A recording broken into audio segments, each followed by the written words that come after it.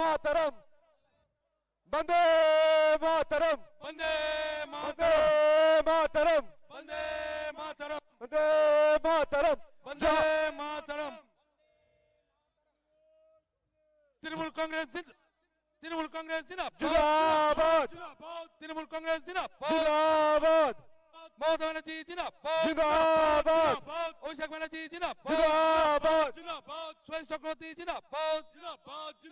ফিরদৌসী বেগম শক্তিপদ মন্ডল আমাদের শহীদ বেদিতে নজরুল আলী মন্ডল ফুল দিয়ে শ্রদ্ধার্ঘ্য। এখন সবাইকে অনুরোধ করছি শ্রদ্ধা জ্ঞাপন করার জন্য শহীদ স্মরণে যে শহীদ বেদি করা হয়েছে।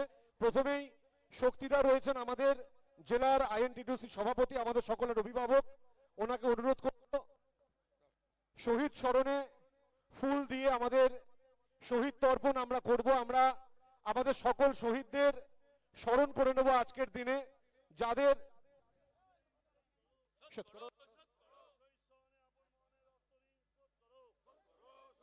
শহীদদের আমরা ভুলছি না। এখন শহীদ বেদিতে মাল্যদান করছেন, পুষ্পস্তবক দিয়ে শ্রদ্ধা জানাচ্ছেন আমাদের সকলের প্রিয় বিধায়ক ফিরদৌসী বেগম। শহীদ তোমায় ভুলছি না, ভুলবো না, শহীদ তোমায় ভুলছি না, ভুলবো না, সোনাপুর উত্তর শহীদের রক্ত, শহীদের রক্ত, আলী মন্ডল। শহীদ তোমায় ভুলছি না। এখন আমাদের মধ্যে শহীদ বেদিতে ফুল দিয়ে তাকে স্মরণ করছেন, শ্রদ্ধার্ঘ্য জানাচ্ছেন আমাদের সুভাষিস চক্রবর্তী মহাশয়, আমাদের সাংসদ, আমাদের জেলা সভাপতি। শোধ করো, শোধ করো, ভুলছি না, ভুলবো না। আমি এরপর অনুরোধ করব একে একে আমাদের সকল প্রতিনিধি যারা রয়েছেন, কেউ দাঁড়াবেন না প্লিজ, আমাদের কেউ দাঁড়াবেন না প্লিজ। পৌরপিতা মাতারা রয়েছেন, আমাদের মধ্যে পঞ্চায়েতের সদস্যরা রয়েছেন, আমাদের মধ্যে উপস্থিত আছেন প্রীতম হালদার মহাশয়, ওনাকে অনুরোধ করছি শহীদ শ্রদ্ধার্ঘ্য অর্পণ করার জন্য। সকল জনপ্রতিনিধিদের অনুরোধ করছি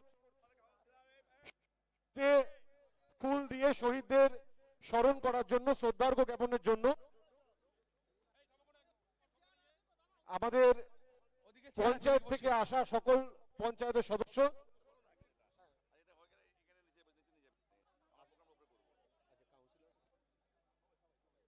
অনির্বাণ ওদিকে বসিয়ে দে, সবাইকে বসিয়ে দে, এদিকটা বসিয়ে দে সবাইকে। সকল জনপ্রতিনিধিদের অনুরোধ করছি আপনারা শহীদ বেদিতে ফুল দিয়ে তাদেরকে শ্রদ্ধার্ঘ্য জ্ঞাপন করুন। তাদের ঋণ শহীদের, এত শহীদদের ঋণ আমরা কোনোভাবে কোনোদিন আমরা শোধ করতে পারবো না, কিন্তু শ্রদ্ধার্ঘ্য জানাতে পারি। প্রত্যেককে অনুরোধ করছি আপনারা ফুল দিয়ে শ্রদ্ধার্ঘ্য জ্ঞাপন করে আপনারা চেয়ারে আপনাদের আসন গ্রহণ করুন। আমরা আমাদের অনুষ্ঠান শুরু করতে চলেছি। সকল জনপ্রতিনিধিদের অনুরোধ করছি আপনারা ফুল দিয়ে আপনারা চেয়ারে গিয়ে আসন গ্রহণ করুন। আমরা আমাদের অনুষ্ঠান, আজকের মূল অনুষ্ঠান আমরা শুরু করতে চলেছি। সবাইকে বসিয়ে দাও ভাই, এখানে অনেকে আসছে আবার বাদিকটায়, বাদিকে আমাদের ভলেন্টিয়ার্স বারবার বলছি কেউ গল্প করবেন না, সব বসিয়ে দাও। ওই যে সামনে এখানে অনেক জায়গা আছে দাদা, এখানে বসে। হ্যালো হ্যালো, সকল জনপ্রতিনিধিদের অনুরোধ করছি আপনারা চেয়ারে গিয়ে একটু বসে যান। আচ্ছা এবার একটু আসতে, আমরা আমাদের অনুষ্ঠান শুরু করে দিয়েছি।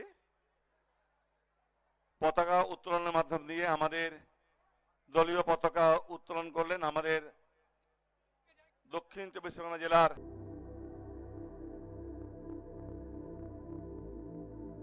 সার্থক জনম আমার, জন্মেছি এই দেশে। সার্থক জনম মাগো তোমায় ভালোবেসে। জানিনে তোর ধন রতন আছে কিনা রানীর মতন।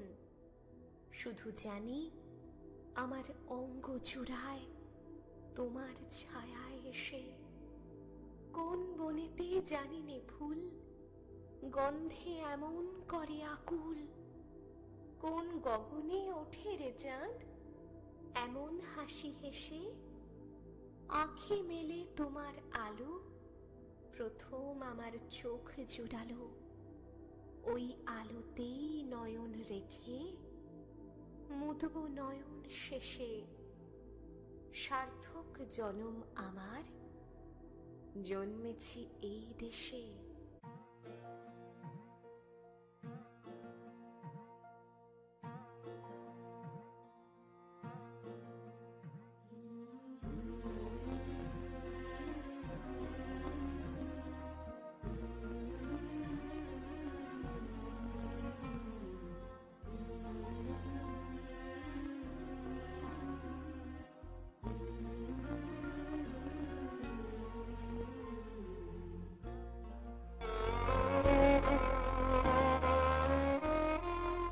এ আকাশ, এ দিগন্ত, এই মাঠ, স্বপ্নের সবুজ ছোঁয়া মাটি, সহস্র বছর ধরে একে আমি জানি পরিপাটি। জানি এ আমার দেশ অজস্র ঐতিহ্য দিয়ে ঘেরা, এখানে আমার রক্তে বেঁচে আছে পূর্বপুরুষেরা।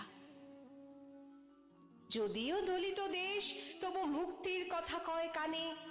যুগ যুগ আমরা যে বেঁচে থাকি পতনে উত্থানে। যে চাষি কেটেছে ধান, এ মাটি নিয়েছে কবর, এখনো আমার মধ্যে ভেসে আসে তাদের খবর।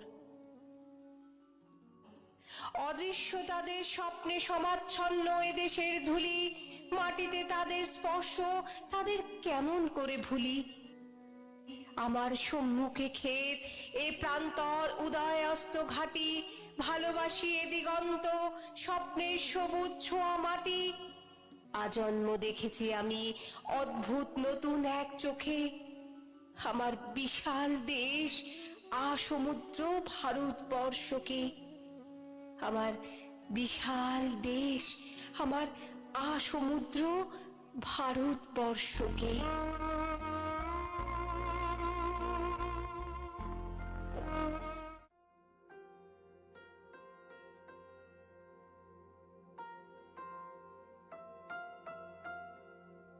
देश को सलाम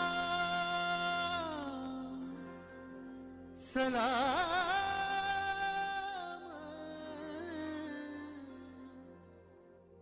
देश को प्रणाम।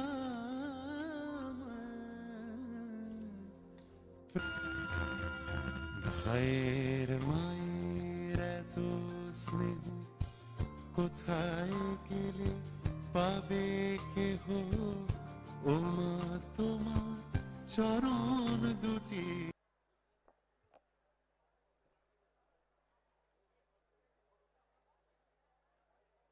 আজকে এই রাজনৈতিক কর্মী সম্মেলন সোনারপুর উত্তর বিধানসভার পক্ষ থেকে যে আয়োজন করা হয়েছে, আমি আগত সকল কর্মী যারা আমার মঞ্চের সামনে অগণিত কর্মী ভাইরা মায়েরা তারা উপস্থিত হয়েছেন, তাদের উদ্দেশ্যে আমার শতকোটি প্রণাম। তারা যেভাবে উদ্যোগ নিয়ে আজকে এই কর্মী সম্মেলনে সামিল হয়েছে, আমাদের এই কর্মী সম্মেলনকে সার্থক করে তুলেছে, তাদের অনেক অনেক অভিনন্দন শুভেচ্ছা জানাই। আমাদের বাংলার মাননীয় মুখ্যমন্ত্রী মমতা বন্দ্যোপাধ্যায়ের সরকার সেই 2011 শুরু করার সময় তিনি যেটা বলেছিলেন, বদলা নয় বদল চাই, সেই বদলের আমাদের প্রাথমিক ভাব থেকে শুরু করে আজ পর্যন্ত এলাকার মানুষের প্রত্যেকটা সময় প্রত্যেকটা মুহূর্ত আমরা সেই বদল আস্তে আস্তে দেখিয়েছি উন্নয়নের মাধ্যমে। তারই ফলপ্রসূ হিসাবে আমরা দেখতে পাচ্ছি আজকে এই কর্মী সম্মেলনে স্বতঃস্ফূর্তভাবে অগণিত হাজার হাজার কর্মী, আমার সমর্থকরা, তৃণমূল কংগ্রেসের সমর্থকরা, তারা এখানে এসে উপস্থিত হয়েছেন। আজকে মঞ্চে একেবারে চাঁদের হাট, যাদের জন্য, যাদের ওপর ভরসা করে বাংলার মাননীয় মুখ্যমন্ত্রী মমতা বন্দ্যোপাধ্যায়ের তৃতীয়বারের জন্য সরকার গঠন হয়েছে, তৃতীয়বারের জন্য পৌরসভা, তৃতীয়বারের জন্য আমাদের পঞ্চায়েত গঠন আমরাও করেছি।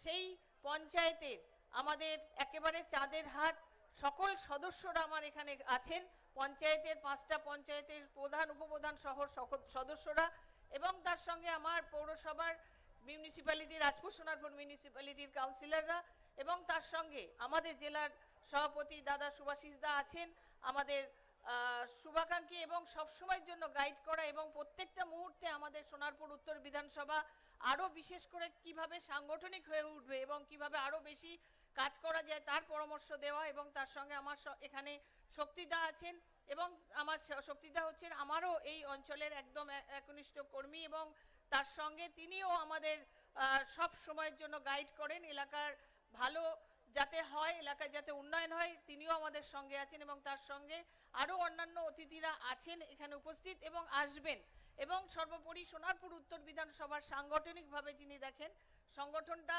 নিজের হাতের মধ্যে করে নিজে দায়িত্ব নিয়ে কাজ করছেন এবং তার সঙ্গে প্রশাসনেরও একটা দায়িত্বে আছেন রাজপুর সোনারপুর মিউনিসিপ্যালিটি এবং 27 নম্বর ওয়ার্ডের পৌরপিতা কাম কাউন্সিলর সিআইসি নজরুল আলী মণ্ডল তিনি আছেন ওনারই তত্ত্বাবধানে আমাদের মূলত সংগঠন এবং এই সোনারপুর উত্তর বিধানসভার যে আজকে এই সম্মেলন অনুষ্ঠিত হয়েছে ওনার আয়োজনেই এবং আমরা সবাই মিলে সেখানে একসঙ্গে উপনীত হয়েছি আমি যারা উপস্থিত হয়েছেন তাদেরকে অনেক অনেক অভিনন্দন শুভেচ্ছা জানাই আমি নমস্কার জানাই আসসালামু আলাইকুম জানাই আজকের এই সম্মেলন যাতে সার্থক হয় এবং সম্মেলনে যারা এসে উপস্থিত হয়েছেন প্রত্যেকের কাছে আমার অনুরোধ যে প্রথম থেকে শেষ পর্যন্ত একটু থাকার ব্যবস্থা নেবেন নিজেরা দায়িত্ব নেবেন কারণ আজকে ওয়েদারটাও খুব সুন্দর আছে এখনো পর্যন্ত সেই ভাবে কারণ মনে হচ্ছে না যে আজকে রৌদ্রের কোনো আভাস আছে খুব ভালো সুন্দর আবহাওয়া আছে সেই আবহাওয়াতে আমাদের এই সম্মেলন যাতে ভালো হয় এবং আমাদের নেতৃত্বরা যাদের আসার কথা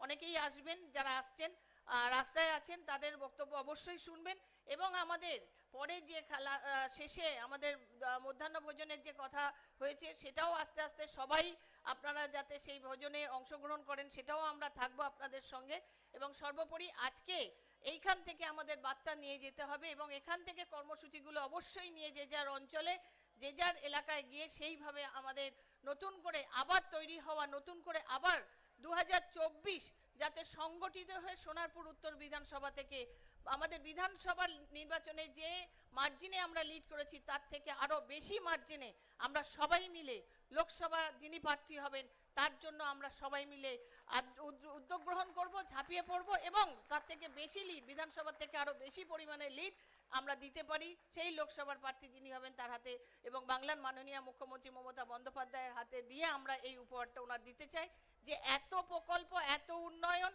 পথশ্রী প্রকল্প থেকে শুরু করে মাটি মানুষের নেত্রী মুখ্যমন্ত্রী মমতা বন্দ্যোপাধ্যায়ের যে প্রকল্প যেটা একদম একটা শিশু জন্মানো থেকে একটা মানুষ মারা যাওয়া পর্যন্ত করে তাদের প্রকল্প এবং তার সঙ্গে আমার মায়েদের যে লক্ষ্মী ভান্ডার এবং লক্ষ্মী ভান্ডারকে আবার বর্ধিত করা এবং তার সঙ্গে এবছর বাজেট নতুন করে সেখানে মহিলাদেরকে আলাদা করে গুরুত্ব দেওয়া এবং শিশুদের জন্য আলাদা করে গুরুত্ব দিয়ে বাজেট আরো বেশি করে বরাদ্দ করার জন্য বাংলার মাননীয় মুখ্যমন্ত্রী মমতা বন্দ্যোপাধ্যায়ের এই যে সুচিন্তিত প্রকল্পের সুচিন্তিত যে চিন্তা ভাবনা তিনি নিয়েছেন পশ্চিমবঙ্গকে আরো সুন্দরভাবে পশ্চিমবঙ্গকে আরো এগিয়ে যাওয়ার জন্য তিনি যেভাবে বাজেট তৈরি করেছে সেই বাজেটের ফল আমরা 2024 আরো বিপুল পরিমাণে মানুষের হাতে আমরা মানুষের কাছ থেকে সমর্থন নিয়ে আমাদের যারা প্রার্থী হবেন তাকে জয়যুক্ত করাতে হবে আমাদের এখান থেকে বার্তা নিয়ে যেতে হবে অবশ্যই এবং সেই বার্তা আমাদের এলাকার প্রত্যেকটা বুথ স্তরের কর্মীদের যারা উপস্থিত হয়েছেন যারা হননি তাদের পর্যন্ত পৌঁছাতে হবে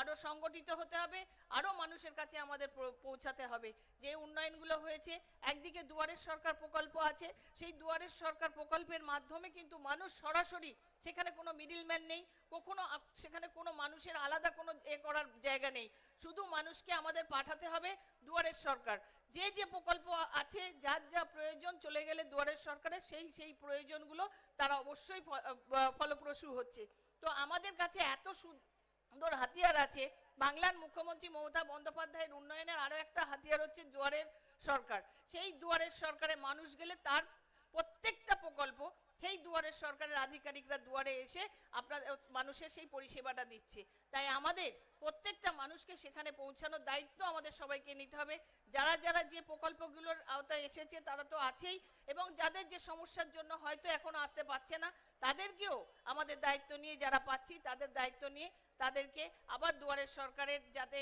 সেই প্রকল্পগুলো তার যাতে পায় সেই ব্যবস্থা তাদের করতে হবে তাই সবাই আমরা চাইবো এলাকার মানুষ যাতে ভালো থাকে, এলাকার মানুষ শান্তিপূর্ণ থাকে, এলাকার প্রত্যেকটা মানুষ প্রত্যেকটা মুহূর্তে যাতে আরো বেশি করে সংগঠিত হয় এবং আমাদের এই রাজনৈতিক কর্মী সম্মেলন থেকে যে বার্তা উঠে আসবে অবশ্যই সে কথা মাথায় রেখে আবার সংগঠিত হয়ে নতুন করে 2024 নির্বাচনের জন্য আমরা সেই বার্তা নিয়ে আবার প্রতিজ্ঞাবদ্ধ হয়ে আমরা লড়াই করব। 2024 সোনারপুর উত্তর বিধানসভা থেকে বিপুল পরিমাণে আমাদের মুখ্যমন্ত্রী মমতা বন্দ্যোপাধ্যায়ের উন্নয়নের প্রকল্প হিসেবে আমরা মুখ্যমন্ত্রীকে হাত শক্ত করব, আরো বেশি করে আমরা সংগঠিত থাকব, আরো বেশি করে উন্নয়ন আরো মানুষের কাছে আরো পৌঁছে দেব। এই বলে আমি আমার সংক্ষিপ্ত বক্তব্য শেষ করছি। সবাই ভালো থাকবেন, সবাই সুস্থ থাকবেন। জয় বাংলা।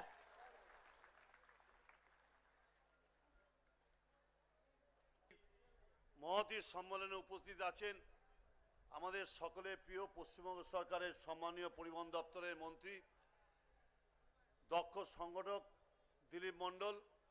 এখানে আছেন রাজ্য তৃণমূল ট্রেড ইউনিয়ন কংগ্রেসের সভাপতি ভাতৃপ্রতিম ঋতব্রত বন্দ্যোপাধ্যায়। এখানে আছেন আমাদের জেলা তৃণমূল ট্রেড ইউনিয়ন কংগ্রেসের সভাপতি শ্রদ্ধেয় শক্তিপদ মণ্ডল। এখানে আছেন জেলার সংখ্যালঘু সেলের সভাপতি আমার বন্ধু রফিকুল হাসান ঘরামি। এখানে আছেন আমাদের মুখপাত্র তন্ময় ঘোষ, প্রীতম আছেন এখানে। এবং সর্বোপরি যাদের উদ্যোগে আজকে এই বিশাল রাজনৈতিক সম্মেলন, তিনি হচ্ছেন সোনারপুর উত্তর বিধানসভার আপনাদের সকলের প্রিয় উন্নতির কাণ্ডারি বিধায়ক ফিরদৌসী বেগম এবং আরেকজন আমার দীর্ঘদিনের সতীর্থ সহযোদ্ধা। এবং আমি বলি যে দক্ষিণ চব্বিশ পরগনায় যে কজন দক্ষ সংগঠক আছে তার মধ্যে অন্যতম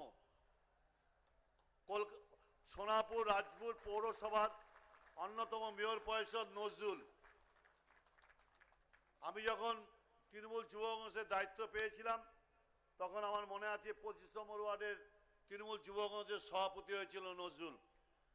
1998 সালের 1 জানুয়ারি মমতা ব্যানার্জি আপনাদের উপর আস্থা ভরসা রেখে তৃণমূল কংগ্রেস গঠন করেছিলেন।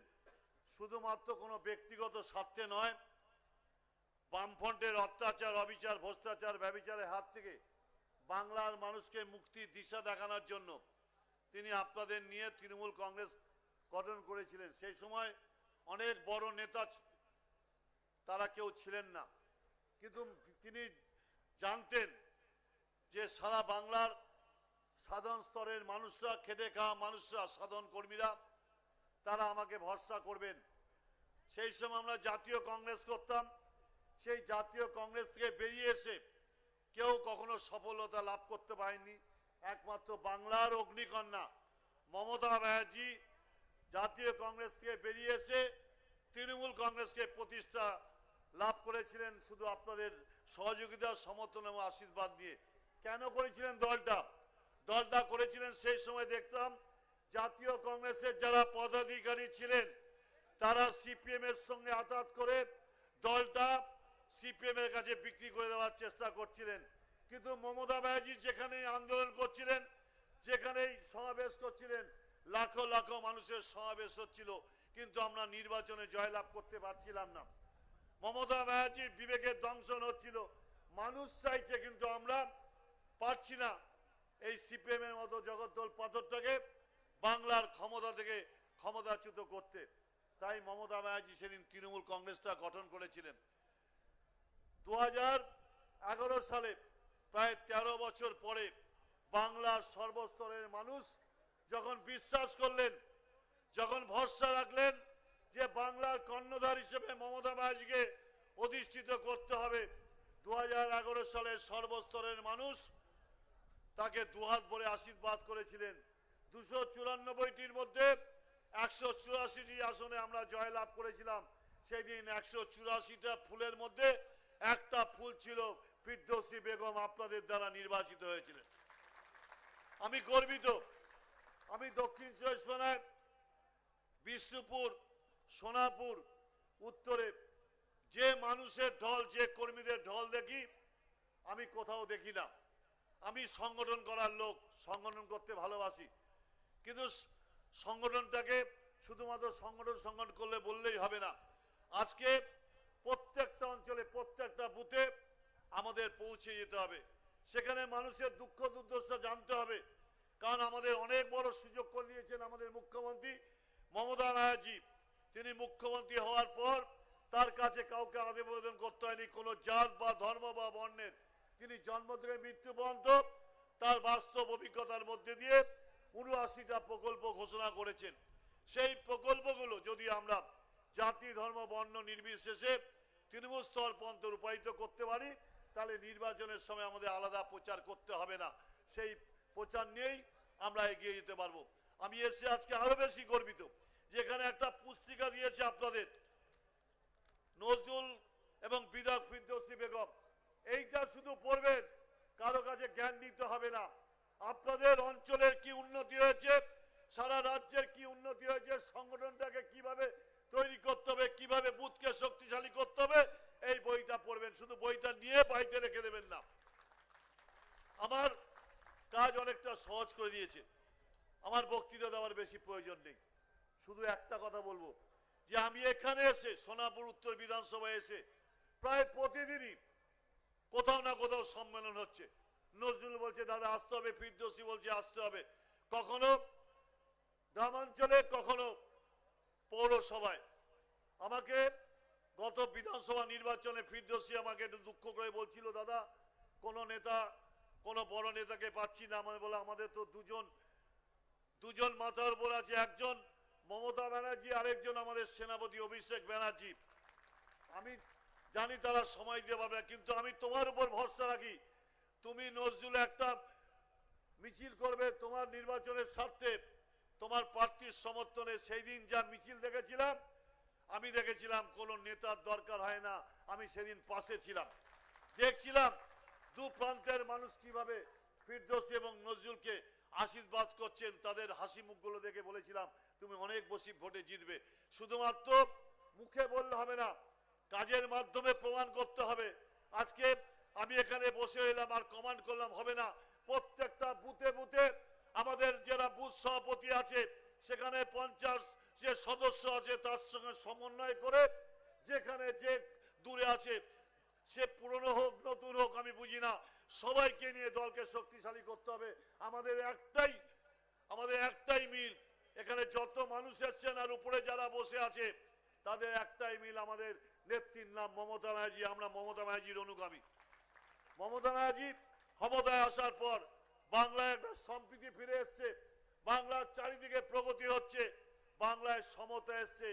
তাই আমি গর্ব করে বলি সম্প্রীতি প্রগতি ও সমতা, আমার নেত্রীর নাম মমতা, আমার নেত্রীর নাম মমতা। মমতা ব্যানার্জির নেতৃত্বে বাংলায় যে সূর্যোদয় হয়েছে, সূর্যোদয়কে অব্যাহত রাখতে হলে শুধু গুটি কয়েক লোক দিয়ে হবে না। আপনাদের মতো যারা সাধারণ কর্মী আছেন, যারা পঞ্চায়েতের নির্বাচিত সদস্য আছেন, তাদের সবাইকে এগিয়ে আসতে হবে। আমি বলছি আমি জিতে গেলাম, তারপর আর কর্মীদের চিনলাম না, আমি বলবো সেই সদস্যকে নজর রাখুন, তাকে পরবর্তীকালে আর নির্বাচনে প্রার্থী করবেন না। আজকে অনেক কর্মী তারা অনেক কষ্টে রোদ ঝড় বৃষ্টি উপেক্ষা করে, তারা বুথের পতাকাকে উড্ডীন করার জন্য অনবরত লড়াই করছেন। তারা জিতিয়ে দেবে না, তাদের ভুলে যাব সেটা কখনো হবে না। আমি তাই আপনাদের কাছে আমার বক্তব্য দীর্ঘায়িত করবো, অনেক বক্তা আছেন, শুধু আমি আপনাদের কাছে বলতে এসেছি যে বুথ যদি আমি শক্তিশালী না করতে পারি, তাহলে আমি অঞ্চল শক্তিশালী করতে পারবো না। অঞ্চল যদি শক্তিশালী না করতে পারি, তাহলে আমি বিধানসভা শক্তিশালী করতে পারবো না। কিন্তু সেই প্রচেষ্টা আমি দেখছি ফিরদৌসী বেগম ও নজরুলের উদ্যোগে। আমি দেখেছি 3 মাস ধরে বিভিন্ন প্রান্তে বিভিন্ন বুথের সম্মেলন করে আজকে এখানে বিধানসভার সম্মেলন করছি। এইটাই হচ্ছে কাজ। আজকে আমি অনেক কর্মীকে দেখছি, আমি এত সুন্দর পরিবেশ পাইনি। কিন্তু একটা কথা বলি, মুখ দেখানো রাজনীতি করতে হবে না।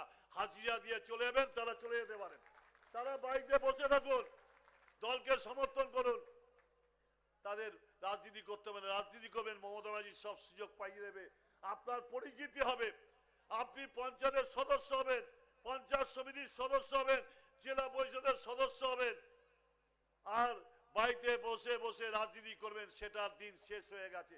কারণ মমতা ব্যানার্জি যাদবপুর থেকে যেদিন 1984 সালে জিতেছিলেন, সেদিন থেকে প্রমাণ করে দিয়েছেন সাংসদ বিধায়করা বাড়িতে বসে থাকলে হবে না, রাস্তায় নেমে মানুষের জন্য কাজ করতে হবে।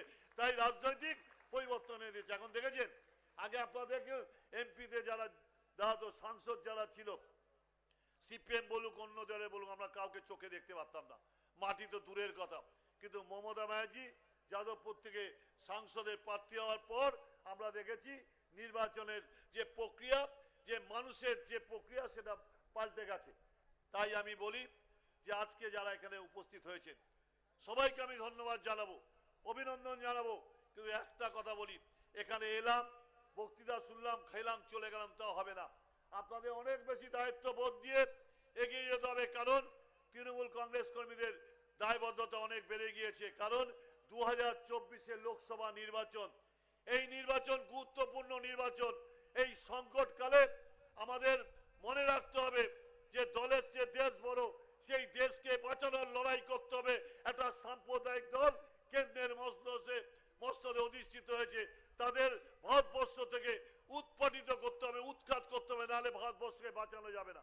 আমি গর্ববোধ করি আমি ভারতবর্ষে জন্মগ্রহণ করেছি। এই ভারতবর্ষে অনেক মনীষী, অনেক সাহিত্যিক, অনেক কবি, অনেক বিপ্লবীদের জন্ম দিয়েছে। সেই ভারতবর্ষের ধর্মনিরপেক্ষতা থাকবে কিনা, সেই ভারতবর্ষের গণতন্ত্র রক্ষা হবে কিনা, সেই ভারতবর্ষের জাতীয় সংহতি অক্ষুণ্ণ থাকবে কিনা, সেই ভারতবর্ষের পবিত্র সংবিধান তার গুরুত্ব পবিত্রতা থাকবে কিনা।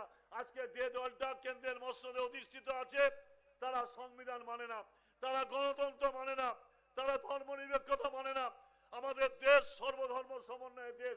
এই দেশে হিন্দু, মুসলমান, শিখ, খ্রিস্টান, জৈন, পার্সি, বৌদ্ধ আমরা ঐক্যবদ্ধ হয়ে লড়াই করে অত্যাচারী ব্রিটিশ সাম্রাজ্যের হাত থেকে ভারত মাতার পদযাত্রার শৃঙ্খল মোচন করেছি। আজকে আমরা নতুন করে দেখছি একটা সাম্প্রদায়িক দল মুসলমান দেখলেই বলছে পাকিস্তানি, শিখ দেখলেই বলছে খালিস্তানি, এই জাতিতে জাতিতে ভেদ তৈরি করার চেষ্টা করছে, বর্ণে বর্ণে ভেদাভেদ তৈরি করার চেষ্টা করছে। হ্যাঁ, আমি বলি আমি হিন্দু, একজন মুসলিম, আমাদের জাত আছে। বিজেপির কোন জাত নেই, ওদের একটাই জাত, ওরা বজ্জাত। ওরা জাতের নামে বজ্জাতি করে আর ধর্মের নামে ভণ্ডামি করে আজকে ভারতবর্ষকে খণ্ড খণ্ড করার চেষ্টা করাচ্ছে। আজকের বিরুদ্ধে আমাদের জিহাদ ঘোষণা করতে হবে। এটা তৃণমূল কংগ্রেসের লড়াই নয়, এটা মমতা ব্যানার্জি রাজ্য বাঁচানোর লড়াই নয়, এই লড়াই দেশ বাঁচানোর লড়াই। এই লড়াই যদি আমরা কোথাও শৈথিল্যতা বা গাফিলতি করি তাহলে আমরা সুস্থভাবে বলতে পারবো না আমি ভারতবর্ষের নাগরিক, আমার ভারতবর্ষের সর্বধর্ম দেশ, আমার ভারতবর্ষ গণতন্ত্রের দেশ। তাই আমি সবাইকে বলবো আজকে এখান থেকে যে বার্তা নিয়ে যাবেন সেই বার্তাকে পাথেয় করে আগামী দিনে আমাকে যদি অনেক সময় বলে এখানে জিজ্ঞাসা করছিলেন অমুক জায়গায় কি হয়েছে, তমুক জায়গায় কি হয়েছে, আমি বলি মমতা ব্যানার্জি যেটা বলছেন সেটাই আমার বার্তা। আমার ডান দিকে কে আমি জানি না, বাঁ দিকে কে আমি জানি না, পিছনে কে জানি না, সামনে একজনকেই দেখতে পাচ্ছি, তার নাম মমতা ব্যানার্জি, তার নাম মমতা ব্যানার্জি। আজকে অনেকেই অপপ্রচার কুৎসা করছেন। মমতা ব্যানার্জির মতো এত প্রকল্প কোন রাজ্যে দেখেছেন? কোন মানুষরা জাতি ধর্ম বর্ণ নির্বিশেষে যে সুযোগ সুবিধা পাচ্ছে কোন রাজ্যে পাচ্ছে না। শুধু মমতা ব্যানার্জির বিরুদ্ধে অপপ্রচার করো আর কুৎসা করো। আমি কি বলি জানেন, গঙ্গা জলে আমরা পুজো করি, গঙ্গার পবিত্র জল, গঙ্গায় অনেকে ময়লা আবর্জনা ফেলে, ময়লা আবর্জনা ফেলে যেমন গঙ্গাকে অপবিত্র করা যায় না, সেরকম কুৎসা অপপ্রচার করে মমতা ব্যানার্জি ভাবমূর্তিকে কলুষিত করা যায় না, যাবে না। তাই মমতা ব্যানার্জিকে সামনে রেখে আমাদের লড়াইয়ে জাতি ধর্ম বর্ণ নির্বিশেষে সমস্ত হিংসা দেশ ব্যক্তিগত দ্বিধাদ্বন্দ্ব ছেড়ে এগিয়ে আসতে হবে। যে একটু দূরে আছে তাকে ডেকে নিতে হবে, যে একটু অভিমান করে আছে ডেকে নিতে হবে, যে একটু রাগ করে আছে অভিমান করে আছে তাকে রাগ করতে হবে, বলতে হবে আমার উপর রাগ করো, অমুকের উপর রাগ করো, কিন্তু মমতা ব্যানার্জির উপর রাগ অভিমান করে কখনো সরে যাও না। কারণ মমতা ব্যানার্জি আছে বলে বাংলায় আমরা সব ধর্মের মানুষ, সব জাতের মানুষ, বর্ণের মানুষ আগে সুখে শান্তিতে বসবাস করতে পারছি। তাই আমার বক্তব্য দীর্ঘায়িত না করে বাংলায় মমতা ব্যানার্জির নেতৃত্বে যে সূর্যোদয় হয়েছে, সূর্যোদয়কে অব্যাহত রাখতে হলে প্রত্যেকটা বুথের কর্মীকে, প্রত্যেকটা অঞ্চলের কর্মীকে, প্রত্যেকটা বিধানসভার কর্মীকে এগিয়ে আসতে হবে। আমরা কেউ ছোট কেউ বড় নয়, তাহলে একটাই আমাদের নেত্রী, তার নাম মমতা ব্যানার্জি, তাকে সামনে রেখেই আমাদের লড়াই, আমরা আমাদের জয় সুনিশ্চিত হবে। এই কথা বলে শুভ নববর্ষে বড়দের আমার প্রণাম, ছোটদের আমার শুভেচ্ছা প্রীতি জানিয়ে আমি আমার বক্তব্য শেষ করছি। জয় হিন্দ, বন্দে মাতরম। তৃণমূল কংগ্রেস জিন্দাবাদ, মমতা ব্যানার্জি জিন্দাবাদ, অভিষেক ব্যানার্জি জিন্দাবাদ। জয় বাংলা, জয় বাংলা।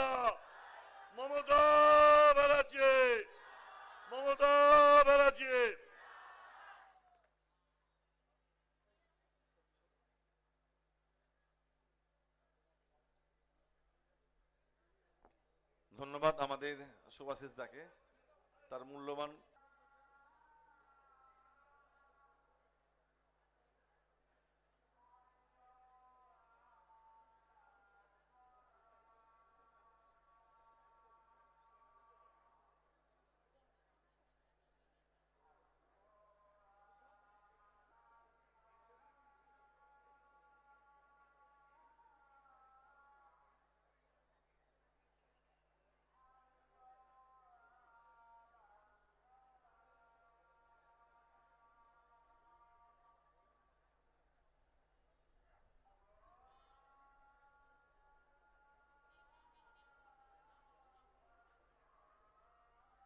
এরপরে আরো অনেক আয়োজন হবে, বন্ধ করতে হবে না, এটাই আমাদের কাছাকাছি, তো এটাই আমরা গ্রান্ট করি।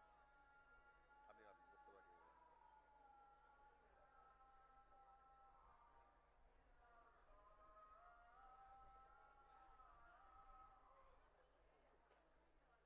চালু করা আছে? আজকে এখানে সোনারপুর উত্তর বিধানসভা তৃণমূল কংগ্রেসের উদ্যোগে যে বুথভিত্তিক রাজনৈতিক কর্মী সম্মেলন হচ্ছে, মঞ্চে উপস্থিত রয়েছেন আমাদের রাজ্যের মাননীয় পরিবহন মন্ত্রী, বিশিষ্ট সুবক্তা আমার অগ্রজ প্রতিম শ্রী স্নেহাশিস চক্রবর্তী। মঞ্চে আছেন আমাদের রাজ্যের দীর্ঘদিনের বিধায়িকা, জনপ্রিয় নেত্রী শ্রীমতী অসীমা পাত্র। আছেন আমাদের রাজ্য বিধানসভার অন্যতম বিধায়ক, রাজ্য তৃণমূল কংগ্রেসের অন্যতম শীর্ষ নেতা জনাব শওকত মোল্লা। মঞ্চে উপস্থিত রয়েছেন আমাদের রাজ্য আইএনটিটিউসির বর্ষিয়ান সহ সভাপতি, বর্ষিয়ান ট্রেড ইউনিয়ন নেতা শ্রী শক্তিপদ মণ্ডল। এখানে উপস্থিত রয়েছেন তন্ময় ঘোষ, যাদের আহ্বানে এখানে এই সোনারপুর উত্তর বিধানসভা কেন্দ্রের সম্মানীয় বিধায়িকা ফিরদৌসী বেগম এবং আমাদের আইএনটিটিউসির পশ্চিমবঙ্গ রাজ্যের নতুন যে কমিটি তার অন্যতম সম্পাদক জনাব নজরুল আলী মণ্ডল, এছাড়াও বহু বিশিষ্ট ব্যক্তিরা মঞ্চে আছেন এবং আপনারা সবাই এখানে উপস্থিত রয়েছেন। আমি সবাইকে প্রথমেই অভিনন্দন জানাই, ধন্যবাদ জানাই যে এইরকম, আমি আর স্নেহাশিস দা বলছিলাম যে এই যে উদ্যোগ গৃহীত হয়েছে সোনারপুর উত্তর বিধানসভা কেন্দ্রের উদ্যোগে, এইরকম ভাবে চমৎকার ভাবে যে বুথভিত্তিক কর্মী সম্মেলন হচ্ছে, এখানে সুভাষিস চক্রবর্তী সাংগঠনিক জেলা তৃণমূল কংগ্রেসের সভাপতি, তিনি বলেছেন, উদ্বোধন করেছেন। দিলীপ মণ্ডল মাননীয় মন্ত্রী, তিনি বলেছেন। আমি আমার বক্তব্য মূলত, আমায় শক্তিদা বলছিলেন বলবার সময়, এখানে যারা আছেন একটা বড় অংশের শ্রমজীবী মানুষ আছেন। এখন এই যে সোনারপুর উত্তর বিধানসভা তৃণমূল কংগ্রেসের উদ্যোগে যে বুথভিত্তিক কর্মী সম্মেলন, আমি সেই সম্মেলনে প্রাথমিকভাবে যে কথাটা বলতে চাই যে দেখুন, সামনে লোকসভার ভোট। এই যে ভোট, সেই ভোটে আমরা আমাদের প্রার্থীদের, জননেত্রী মমতা বন্দ্যোপাধ্যায়ের প্রার্থীদের, অভিষেক বন্দ্যোপাধ্যায়ের প্রার্থীদের জয়যুক্ত করবার জন্য লড়াইয়ে অংশগ্রহণ করব। এখন মমতা বন্দ্যোপাধ্যায় হচ্ছেন একটা বিকল্প। আমি এই কথাটা কেন এখানে বলছি যে মমতা বন্দ্যোপাধ্যায় বিকল্প? আমাদের দেশে কেন্দ্রীয় সরকারের নীতির ফলে সংগঠিত শ্রমিকের সংখ্যা প্রতিদিন কমে যাচ্ছে। এই মুহূর্তে 100 জন শ্রমিকের মাত্র 7 জন হচ্ছেন সংগঠিত শ্রমিক, বাকি 93 জন হচ্ছেন অসংগঠিত শ্রমিক। এবার মমতা বন্দ্যোপাধ্যায় বিকল্প কেন? 2000 সালে আমাদের রাজ্যে বামফ্রন্টের জমানায় এসএসওয়াই বলে একটা প্রকল্প চালু হয়েছিল অসংগঠিত শিল্পের শ্রমিকদের জন্য। 2000 থেকে 2011 এই 11 বছরে এই প্রকল্পে রাজ্যের তৎকালীন সরকার 9 কোটি 26 লক্ষ টাকা খরচা করেছিলেন, কিছু মানুষ উপকৃত হয়েছিলেন। মমতা বন্দ্যোপাধ্যায় ক্ষমতায় আসবার পর প্রথম যে মৌলিক পরিবর্তন হলো, উনি বললেন এই এসএসওয়াই প্রকল্পে সেই সময় মাসে শ্রমিককে দিতে হতো 30 টাকা আর রাজ্যের সরকার দিতেন 25 টাকা, এইভাবে টাকা জমতো। মমতা বন্দ্যোপাধ্যায় এসে প্রথম এসএসওয়াই প্রকল্পের একটা মৌলিক পরিবর্তন ঘটালেন। এসএসওয়াই নামের আগে বিএম শব্দটা যুক্ত হলো। তিনি বললেন কোনো শ্রমিককে কোনো টাকা দিতে হবে না, যত অসংগঠিত শ্রমিক আছেন, কারণ সংগঠিত শ্রমিক তার প্রভিডেন্ট ফান্ড রয়েছে, ইএসআই রয়েছে, গ্র্যাচুইটি রয়েছে, কিন্তু অসংগঠিত শ্রমিক তাদের এই ধরনের কোনো সুযোগ সুবিধা নেই। এই বিএমএসএসওয়াই প্রকল্প 2000 থেকে 2011 যে প্রকল্প এসএসওয়াই নাম ছিল, 9 কোটি 26 লক্ষ টাকা খরচা হয়েছিল। মমতা বন্দ্যোপাধ্যায় এই প্রকল্পের নামকরণ করলেন বিএমএসএসওয়াই। শ্রমিককে কোনো টাকা দিতে হবে না, গোটা টাকাটা রাজ্যের সরকার দেবে, শ্রমজীবী মানুষকে, অসংগঠিত শ্রমজীবী মানুষকে শুধু নাম লেখাতে হবে। 2011 থেকে 2023-এর 31শে ডিসেম্বর পর্যন্ত এই প্রকল্প বিএমএসএসওয়াই প্রকল্পে আমাদের রাজ্যের 1,65,00,000 শ্রমজীবী মানুষ নাম লিখিয়েছেন। 1,65,00,000। 2000 থেকে 2011 খরচা হয়েছিল 9,26,00,000, আর 2011 থেকে 2023-এর 31শে ডিসেম্বর এই একটা মাত্র প্রকল্পে, আমি রূপশ্রীর মধ্যে যাচ্ছি না, কন্যাশ্রীর মধ্যে যাচ্ছি না, লক্ষ্মীর ভান্ডারের মধ্যে যাচ্ছি না, অন্যান্য সামাজিক সুরক্ষার মধ্যে যাচ্ছি না, মমতা বন্দ্যোপাধ্যায় এই জন্য বিকল্প যে 2011 থেকে 2023-এর 31শে ডিসেম্বর পর্যন্ত 1,65,00,000 জন্য তিনি কত টাকা খরচা করলেন? 11 বছরে খরচা হয়েছিল 9,26,00,000। আর মমতা বন্দ্যোপাধ্যায়ের সরকার বিএমএসএসওয়াই প্রকল্পে আমাদের রাজ্যের অসংগঠিত শ্রমিকদের জন্য 11 থেকে 23-এর ডিসেম্বর পর্যন্ত খরচা করলেন 2,347 কোটি টাকা। আপনাকে শুধু নাম লেখাতে হবে। আমি নজরুলকে অনুরোধ করব, নজরুল দক্ষ সংগঠক, আমাদের রাজ্যের আইএনটিটিউসির অন্যতম সম্পাদক, যে সোনারপুর উত্তর বিধানসভাতে বহু মানুষ এই বিএমএসএসওয়াই প্রকল্পের অন্তর্ভুক্ত। বাকি যারা এখনো বাকি রয়েছেন, আমাদের উদ্যোগ নিতে হবে যে একজনও অসংগঠিত শিল্পের শ্রমিক যাতে এই প্রকল্পের বাইরে না থাকেন। একজন অসংগঠিত শিল্পের শ্রমিক যদি এই প্রকল্পে খালি নাম লেখান, মমতা বন্দ্যোপাধ্যায় এই জন্য বিকল্প যে যেদিন তার 60 বছর বয়স হবে তার ব্যাংকের অ্যাকাউন্টে, কারণ তার তো প্রভিডেন্ট ফান্ড নেই, যিনি রিক্সা চালান তার প্রভিডেন্ট ফান্ড নেই, যিনি অটো চালান তার প্রভিডেন্ট ফান্ড নেই, যিনি জোগাড়ের কাজ করেন, রাজমিস্ত্রির কাজ করেন, তার প্রভিডেন্ট ফান্ড নেই, এদের জন্য এই বিএমএসএসওয়াই প্রকল্প 60 বছর যেদিন বয়স হবে তার ব্যাংকের অ্যাকাউন্টে প্রভিডেন্ট ফান্ড বাবদ 2,80,000 টাকা মমতা বন্দ্যোপাধ্যায় পৌঁছে দেবেন। আমরা এই বিকল্পের ভিত্তিতেই ভোট চাইছি। আমাদের নেতা শ্রী অভিষেক বন্দ্যোপাধ্যায় আমাদের বলেছিলেন যে রাজ্যে সংগঠিত শ্রমিক তো কমে যাচ্ছে, অসংগঠিত শ্রমিক এই বিপুল পরিমাণে আমাদের রাজ্যে 2,10,00,000-এর কাছাকাছি অসংগঠিত শ্রমিক আছেন। ইতিমধ্যেই 1,65,00,000 নথিভুক্ত হয়েছেন, বাকিটাও হয়ে যাবে। এবং অভিষেক বন্দ্যোপাধ্যায়ের নির্দেশে এই সমস্ত ক্ষেত্রে 52 লক্ষ নির্মাণ শ্রমিক আছেন, 20 লক্ষ তাঁত শ্রমিক আছেন, 22 লক্ষ বিড়ি শ্রমিক আছেন, 18 লক্ষ মৎস্যজীবী রয়েছেন। এবং এই বিকল্পের কথা যে মমতা বন্দ্যোপাধ্যায়ের সরকার যেটা করছেন এবং অভিষেক বন্দ্যোপাধ্যায়ের নির্দেশে আমরা আইএনটিটিউসি আমরা এই সমস্ত ক্ষেত্রে ইউনিয়ন গঠন করি প্রথমবারের জন্য। নির্মাণ শিল্পে সারা বাংলা তৃণমূল নির্মাণ কর্মী ইউনিয়ন, বিড়ি শিল্পে সারা বাংলা তৃণমূল বিড়ি শ্রমিক ইউনিয়ন, তাঁত শ্রমিকদের জন্য সারা বাংলা তৃণমূল তাঁত শ্রমিক ইউনিয়ন, মৎস্যজীবীদের জন্য, মৎস্যজীবী প্রধানত 24 পরগনা এবং পূর্ব মেদিনীপুর আমাদের রাজ্যের মৎস্যজীবীদের চাঙ্ক, এই ইউনিয়নগুলো গঠিত হয়। এবং এবারে যে বাজেট, বিকল্পের বাজেট, স্নেহাশিসদা রয়েছেন, রাজ্য মন্ত্রিসভার গুরুত্বপূর্ণ সদস্য, অসীমাদি সহকার তারা রয়েছেন, ফিরদৌসিদি রয়েছেন, যারা বিধানসভার সদস্য। এবারের যে বাজেট, আমি বিস্তারিত ব্যাখ্যায় যাব না, শুধুমাত্র এই বিকল্পের অনুশীলন কিরম হতে পারে। আমাদের রাজ্যে এই যে লক্ষ্মীর ভান্ডার বছরে 18,500 কোটি টাকা খরচা হতো, দিল্লির প্রভুরা 1,60,000 কোটি টাকা আটকে রেখেছে। হকের টাকা, প্রাপ্য টাকা, ন্যায্য টাকা আটকে রাখা যায় না 15 দিনের বেশি, তবু গায়ের জোরে আটকে রেখেছে। সেই টাকা ফেরত দেওয়ার কাজ চলছে, মমতা বন্দ্যোপাধ্যায় দেবেন ঘোষণা করেছেন। অভিষেক বন্দ্যোপাধ্যায়ের নেতৃত্বে দিল্লিতে কি মেজাজে আন্দোলন হয়েছিল আপনারা জানেন, রাজভবনের সামনে আন্দোলন, ধর্ণা হয়েছে এবার, এবং এই টাকা দেওয়ার কাজ রাজ্য সরকার করছেন। এবারের বাজেটে 18,500 কোটি টাকা বছরে খরচা হতো, এটা তো দ্বিগুণ হয়ে যাবে, কেননা 500 টাকাটা 1000 টাকাটা হয়েছে, 1000 টাকাটা 1200 টাকা হয়েছে, দ্বিগুণেরও বেশি হবে। এগুলো তো আছেই। তা সত্ত্বেও এবারের বাজেটে আমাদের রাজ্যের যারা তাঁত শ্রমিক রয়েছেন, হস্তশিল্প এবং খাদি, তাদের জন্য 500 কোটি টাকার বরাদ্দ হয়েছে। এবং আমি গত কয়েকদিন, শক্তিদাও ছিলেন, তিনি আমাদের রাজ্যের বর্ষিয়ান নেতা, আমাদের রাজ্যের মৎস্যজীবীদের যে ইউনিয়ন, সেই ইউনিয়নের ব্যানারে আমরা ক্যাম্প করছিলাম, সভা শুরু করেছি। খেজুরিতে হলো, তারপরে সভা কাঁথিতে হলো, হরিপুরে। এই যে ঐতিহাসিক প্রকল্প, বিকল্প কেন মমতা বন্দ্যোপাধ্যায়? বছরে 2 মাস, এপ্রিল মাসের মাঝামাঝি থেকে মে মাসের মাঝামাঝি, জুন মাসের মাঝামাঝি মৎস্যজীবীদের মাছ ধরবার ক্ষেত্রে সমস্যা হয় প্রাকৃতিক কারণে। এই 2 মাস মৎস্যজীবীরা তাদের রোজগার যাতে বন্ধ না হয়, এবারের বাজেটে সমুদ্র সাথী নামের প্রকল্প জননেত্রী ঘোষণা করেছেন। মাছ ধরতে পারবেন না, অসুবিধা নেই। আমরা হরিপুরে 2 দিন আগে সেখানে সভা করতে গিয়ে সেখানে বিপুল অংশের মা বোনেরা যারা যখন সমুদ্র থেকে মাছ নিয়ে আসেন জেলেরা, মৎস্যজীবীরা, সেই বাছুনির যারা কাজ করেন সেই বাছুনিরা আমাদের বলছিলেন যে আর চিন্তা রইল না, কেননা মমতা বন্দ্যোপাধ্যায় এই 2 মাস আমাদের অ্যাকাউন্টে 5,000, 5,000, 10,000 টাকা পৌঁছে দেবেন। এখন এটা হচ্ছে বিকল্প। আমরা লোকসভা নির্বাচনে এই যে বিজেপির বিরুদ্ধে লড়াই, একটা দল তারা চাইছে যে সমস্ত এজেন্ডা পেছনে চলে গিয়ে শুধুমাত্র ধর্ম সামনে থাক, ধর্ম যত সামনে থাকবে তাহলে মানুষে মানুষে ভেদাভেদ করতে সুবিধা হবে, ধর্মকে সামনে রাখলে মানুষের মৌলিক সমস্যা পেছনে চলে যাবে, তাই ধর্মকে সামনে রেখে মানুষের মধ্যে ভেদাভেদ তৈরি করার চেষ্টা চলছে।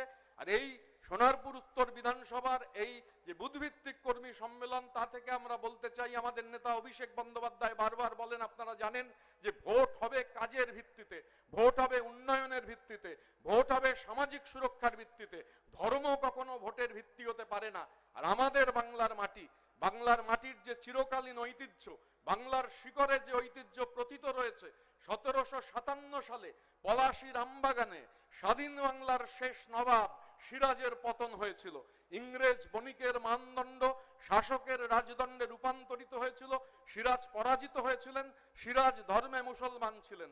সিরাজের বিরুদ্ধে যে ষড়যন্ত্র হয়েছিল, সেই ষড়যন্ত্রের মূল হোতা যিনি ছিলেন তিনিও ধর্মে মুসলমান ছিলেন, মির্জাফর। কিন্তু মির্জাফর একা ছিলেন না। কলকাতার নাম তখন কলকাতা নয়, আলীবর্দী খাঁয়ের নামে কলকাতার নাম সেই সময় আলীনগর। সিরাজ তার দাদুর নামে এই জায়গার নাম রেখেছিলেন আলীনগর। আলীনগরে রাতের অন্ধকারে মির্জাফর, মুসলমানের ঘরে জন্মানো মির্জাফর একা আসেননি। রবার্ট ক্লাইভের সঙ্গে মিটিং করতে মুসলমানের ঘরে জন্মানো মির্জাফরের সঙ্গে হিন্দুর ঘরে জন্মানো জগৎ শেঠ, হিন্দুর ঘরে জন্মানো উমিচাঁদ, হিন্দুর ঘরে জন্মানো রায়দুর্লভরা এসেছিল, নীল নকশা হয়েছিল। আর তারপর পলাশীর আমবাগানে স্বাধীন বাংলার শেষ নবাব সিরাজের যখন পতন ঘটছে, আমাদের ইতিহাস লিখে রেখেছে সেই গৌরবের গাথা যে মুসলমানের ঘরে জন্মানো সিরাজের জন্য রক্ত দিচ্ছেন কারা? রক্ত দিচ্ছেন যে দুজনের রক্ত সব থেকে বেশি পলাশীর প্রান্তরে ঝরেছিল সিরাজের জন্য। একজন ছিলেন মুসলমানের ঘরে জন্মানো মীর মদন, আরেকজন ছিলেন হিন্দু ব্রাহ্মণের ঘরে জন্মানো মোহনলাল। সিরাজ পরাজিত হয়েছিলেন, কিন্তু বাংলার মাটি এই বার্তা দিয়ে গিয়েছিল যে ধর্ম দিয়ে দেশপ্রেমিক ঠিক হয় না, আবার ধর্ম দিয়ে গদ্দারও ঠিক করা যায় না। 550 বছর আগে এক জ্যোতির্ময় পুরুষ যখন বাংলার মধ্যভাগ থেকে বেরিয়ে মানুষকে একত্রিত করলেন, এই 24 পরগনার মাটি, একটা শ্মশান রয়েছে, কীর্তনখোলা শ্মশান। আমাদের দেশের প্রথম যে মানুষটি ধর্মান্তরিত হয়েছিলেন, খ্রিস্ট ধর্ম গ্রহণ করেছিলেন, তিনি সেই জায়গার মানুষ ছিলেন কৃষ্ণমোহন বন্দ্যোপাধ্যায়। তার নামে স্টেশন আছে কৃষ্ণমোহন হল্ট এই 24 পরগনায়। রেভারেন্ড কৃষ্ণমোহন বন্দ্যোপাধ্যায় তিনি যেখানে যে চত্বরে তার বাড়ি ছিল, সেখানে সেই মহাপুরুষ এক রাত ছিলেন, সেখানে কীর্তন করেছিলেন। সেই শ্মশানের নাম হচ্ছে কীর্তনখোলা শ্মশান। সেই মহাপুরুষ যে পথে গেছেন, ধর্মের বেড়া ভেঙে গেছে, বর্ণের বেড়া ভেঙে গেছে, জাতপাতের বেড়া ভেঙে গেছে। শ্রীকৃষ্ণ চৈতন্য বাংলার আবহমান সংস্কৃতিকে উন্নীত করে এ মাটিতে উচ্চারণ করেছেন, হরি হরায় নম কৃষ্ণ, যাদবায় নম, যাদবায় মাধবায় কেশবায় নম, গোপাল গোবিন্দ রাম শ্রীমধুসূদন, আমার গিরিধারী গোপীনাথ মদন মোহন। এই উচ্চারণে ধর্ম নেই, এই উচ্চারণে বর্ণ নেই। এর ধারাবাহিকতা নিয়েই এ বাংলার মাটিতে লালন সাইরা আমাদের বলতে শিখিয়েছেন, আসার সময় কি জাত ছিলে, আসার পরে কি জাত হলে, যাবার পরে কি জাত হবে, একবার মন ভেবে বলো না। বাংলার ধনুকের ছিলায় ছিলায় যত টান, তীরের ফলায় তবু বিষ নয়, শুধু লালনের গান। 21শে ফেব্রুয়ারি আমরা অতিক্রম করেছি। আজকে দাঁড়িয়ে এখানে এই কর্মী সম্মেলন হচ্ছে। আমরা শুধু বাংলা বিরোধী শক্তি অধিকারীরা যারা দালালি করছেন দিল্লির প্রভুদের, তাদের উদ্দেশ্যে বলতে চাই যে বাংলার মাটির যে ঐতিহ্য, বাংলার মানুষ না থাকলে পৃথিবী জানতো না ভাষার জন্য জীবন দেওয়া যায়, ভাষার জন্য রক্ত দেওয়া যায়। 21শে ফেব্রুয়ারি বাঙালিকে শিখিয়েছে, পৃথিবীকে শিখিয়েছে যে ভাষার জন্য জান কবুল করা যায়। আমি একটা ঘটনার কথা খালি আপনাদের এখানে উল্লেখ করব যে সেই আন্দোলনের ধারাবাহিকতা নিয়ে যখন বাংলাদেশ তৈরি হলো, পাকিস্তানের হানাদারদের বিরুদ্ধে যে লড়াই, সেই লড়াইয়ে বুক দিয়ে ভারতবর্ষের মানুষ সেই লড়াইকে সাহায্য করেছেন। একজন তরুণ এই লড়াইয়ে অংশগ্রহণ করতে গিয়ে স্বাধীন বাংলার লড়াই জীবন দিয়েছিলেন। তার মৃতদেহ নিয়ে তিনি মারা গিয়েছেন। মৃতদেহ নিয়ে মিছিল হচ্ছে, আরেকজন তরুণ কবি সেই মিছিলে হাঁটছিলেন, পুরো মিছিলটা হাঁটতে পারলেন না, বিশ্ববিদ্যালয়ে ফিরে গেলেন। ক্যান্টিনে বসে সেই মিছিলের উত্তাপ থেকে আজকে যেমন আপনাদের এই সম্মেলনের উত্তাপ সোনারপুরের সীমানার বাইরে, সোনারপুরের উত্তরের মানচিত্রের বাইরে ছড়িয়ে পড়ছে, সেরকম উত্তাপ থেকে এই বাংলার মানচিত্রের দাগে দাগে যে কবির কবিতা বেঁচে আছে, সেই শামসুর লিখেছিলেন, বোন তার ভাইয়ের অম্লান শার্টে দিয়েছে লাগিয়ে নক্ষত্রের মতো বোতাম কখনো হৃদয়ের সোনালী তন্তুর সূক্ষ্মতায়। বর্ষীয়সী জননী কতদিন দিয়েছেন মেলে সে শার্ট স্নেহের বিন্যাসে। মায়ের স্নেহ আর ডালিম গাছের রোদ্দুর শোভিত উঠোন ছেড়ে এখন সে শার্ট শহরের প্রধান সড়কে গমগমে ভিনিউরা নাচে কানাচে কারখানার চিমনি চূড়ায় উড়ছে উড়ছে অবিরাম রৌদ্র ঝলসিত প্রতিধ্বনিময় মাঠে আমাদের চৈতন্যের প্রতিটি মোর্চায়। চৈতন্যের বার্তা নিয়েই বিবেকানন্দ শিকাগোর ধর্ম সম্মেলনে বলেছিলেন, ধর্ম কি? আমার দেশের সভ্যতা আমায় শিখিয়েছে আত্মার সঙ্গে পরমাত্মার সম্পর্ক হচ্ছে ধর্ম। আমার আত্মার পরমাত্মা কে হবে তা কেবলমাত্র আমি ঠিক করব, অন্য কেউ ঠিক করে দেবে না। আমার আত্মার পরমাত্মা কে হবে? আর গোটা দেশ জুড়ে আত্মার পরমাত্মা ঠিক করে দেওয়ার জন্য যারা মানুষের ওপর আধিপত্য কায়েম করতে চাইছে, সেই বিজেপিকে পরাজিত না করতে পারলে দেশ বাঁচবে না, কোনোভাবে মানুষ বাঁচবেন না, শ্রমজীবী মানুষের অধিকার থাকবে না। তাই এই লড়াই, দেশ বাঁচাবার লড়াই, জননেত্রী মমতা বন্দ্যোপাধ্যায়ের নেতৃত্বে, অভিষেক বন্দ্যোপাধ্যায়ের সেনাপতিত্বে এই লড়াই আজকে সোনারপুর উত্তর বিধানসভার এই তৃণমূল কংগ্রেসের বুথভিত্তিক সম্মেলন থেকে একসঙ্গে আসুন, উচ্চারিত হোক দেশ বাঁচাবার লড়াইয়ের আহ্বান। ওড়িশির ছন্দে, ভারতনাট্যমের মুদ্রায়, সাঁওতালি মাদলে আর ভাঙ্গরার আলোড়নে জেগে উঠবে তুমুল উৎসবের রাত। সেই রাতে, সেই তারায় তারায় ফেটে পড়া মেহফিলের রাতে তোমরা ভুলে যেও না আমাকে, যার ছেঁড়া হাত, ফাঁসা জঠর, উপড়ে আনা কলজে, ফোটা ফোটা অশ্রু রক্ত ঘাম, মাইল মাইল অভিমান আর ভালোবাসার নাম স্বদেশ, স্বাধীনতা আর ভারতবর্ষ।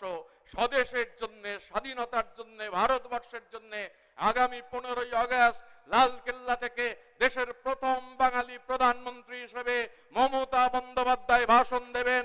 আসুন এই লড়াইকে শক্তিশালী করি, আর এই বার্তা ছড়িয়ে যাক যে হৃদয়ে আমার সাগর দোলার ছন্দ চাই, অশুভের সাথে আপোষবিহীন দ্বন্দ্ব চাই, এখনো জীবনে মোহন মহান স্বপ্ন চাই, দ্বৈতাকে ভালোবাসার মতন লগ্ন চাই, কবিতায় আমি তারার মতন শব্দ চাই, শান্ত এবং কল্যাণময় অব্দ চাই, মল্লিকার শেফালির সাথে চুক্তি চাই, সর্বপ্রকার কারাগার থেকে মুক্তি চাই, মুক্তি চাই, মুক্তি চাই।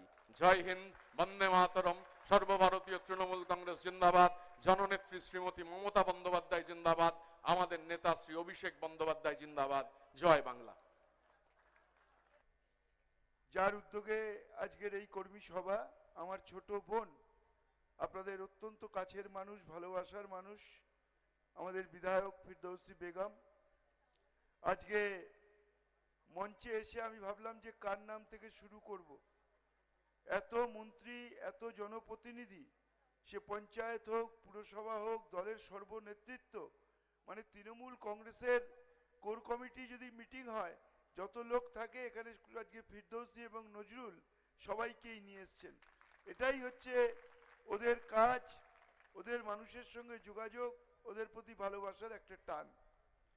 একটা কথা ঠিক, আমি এখানে এসে ভাবছিলাম যে কোনো জনসমুদ্রের মধ্যে এসে পড়েছি কিনা।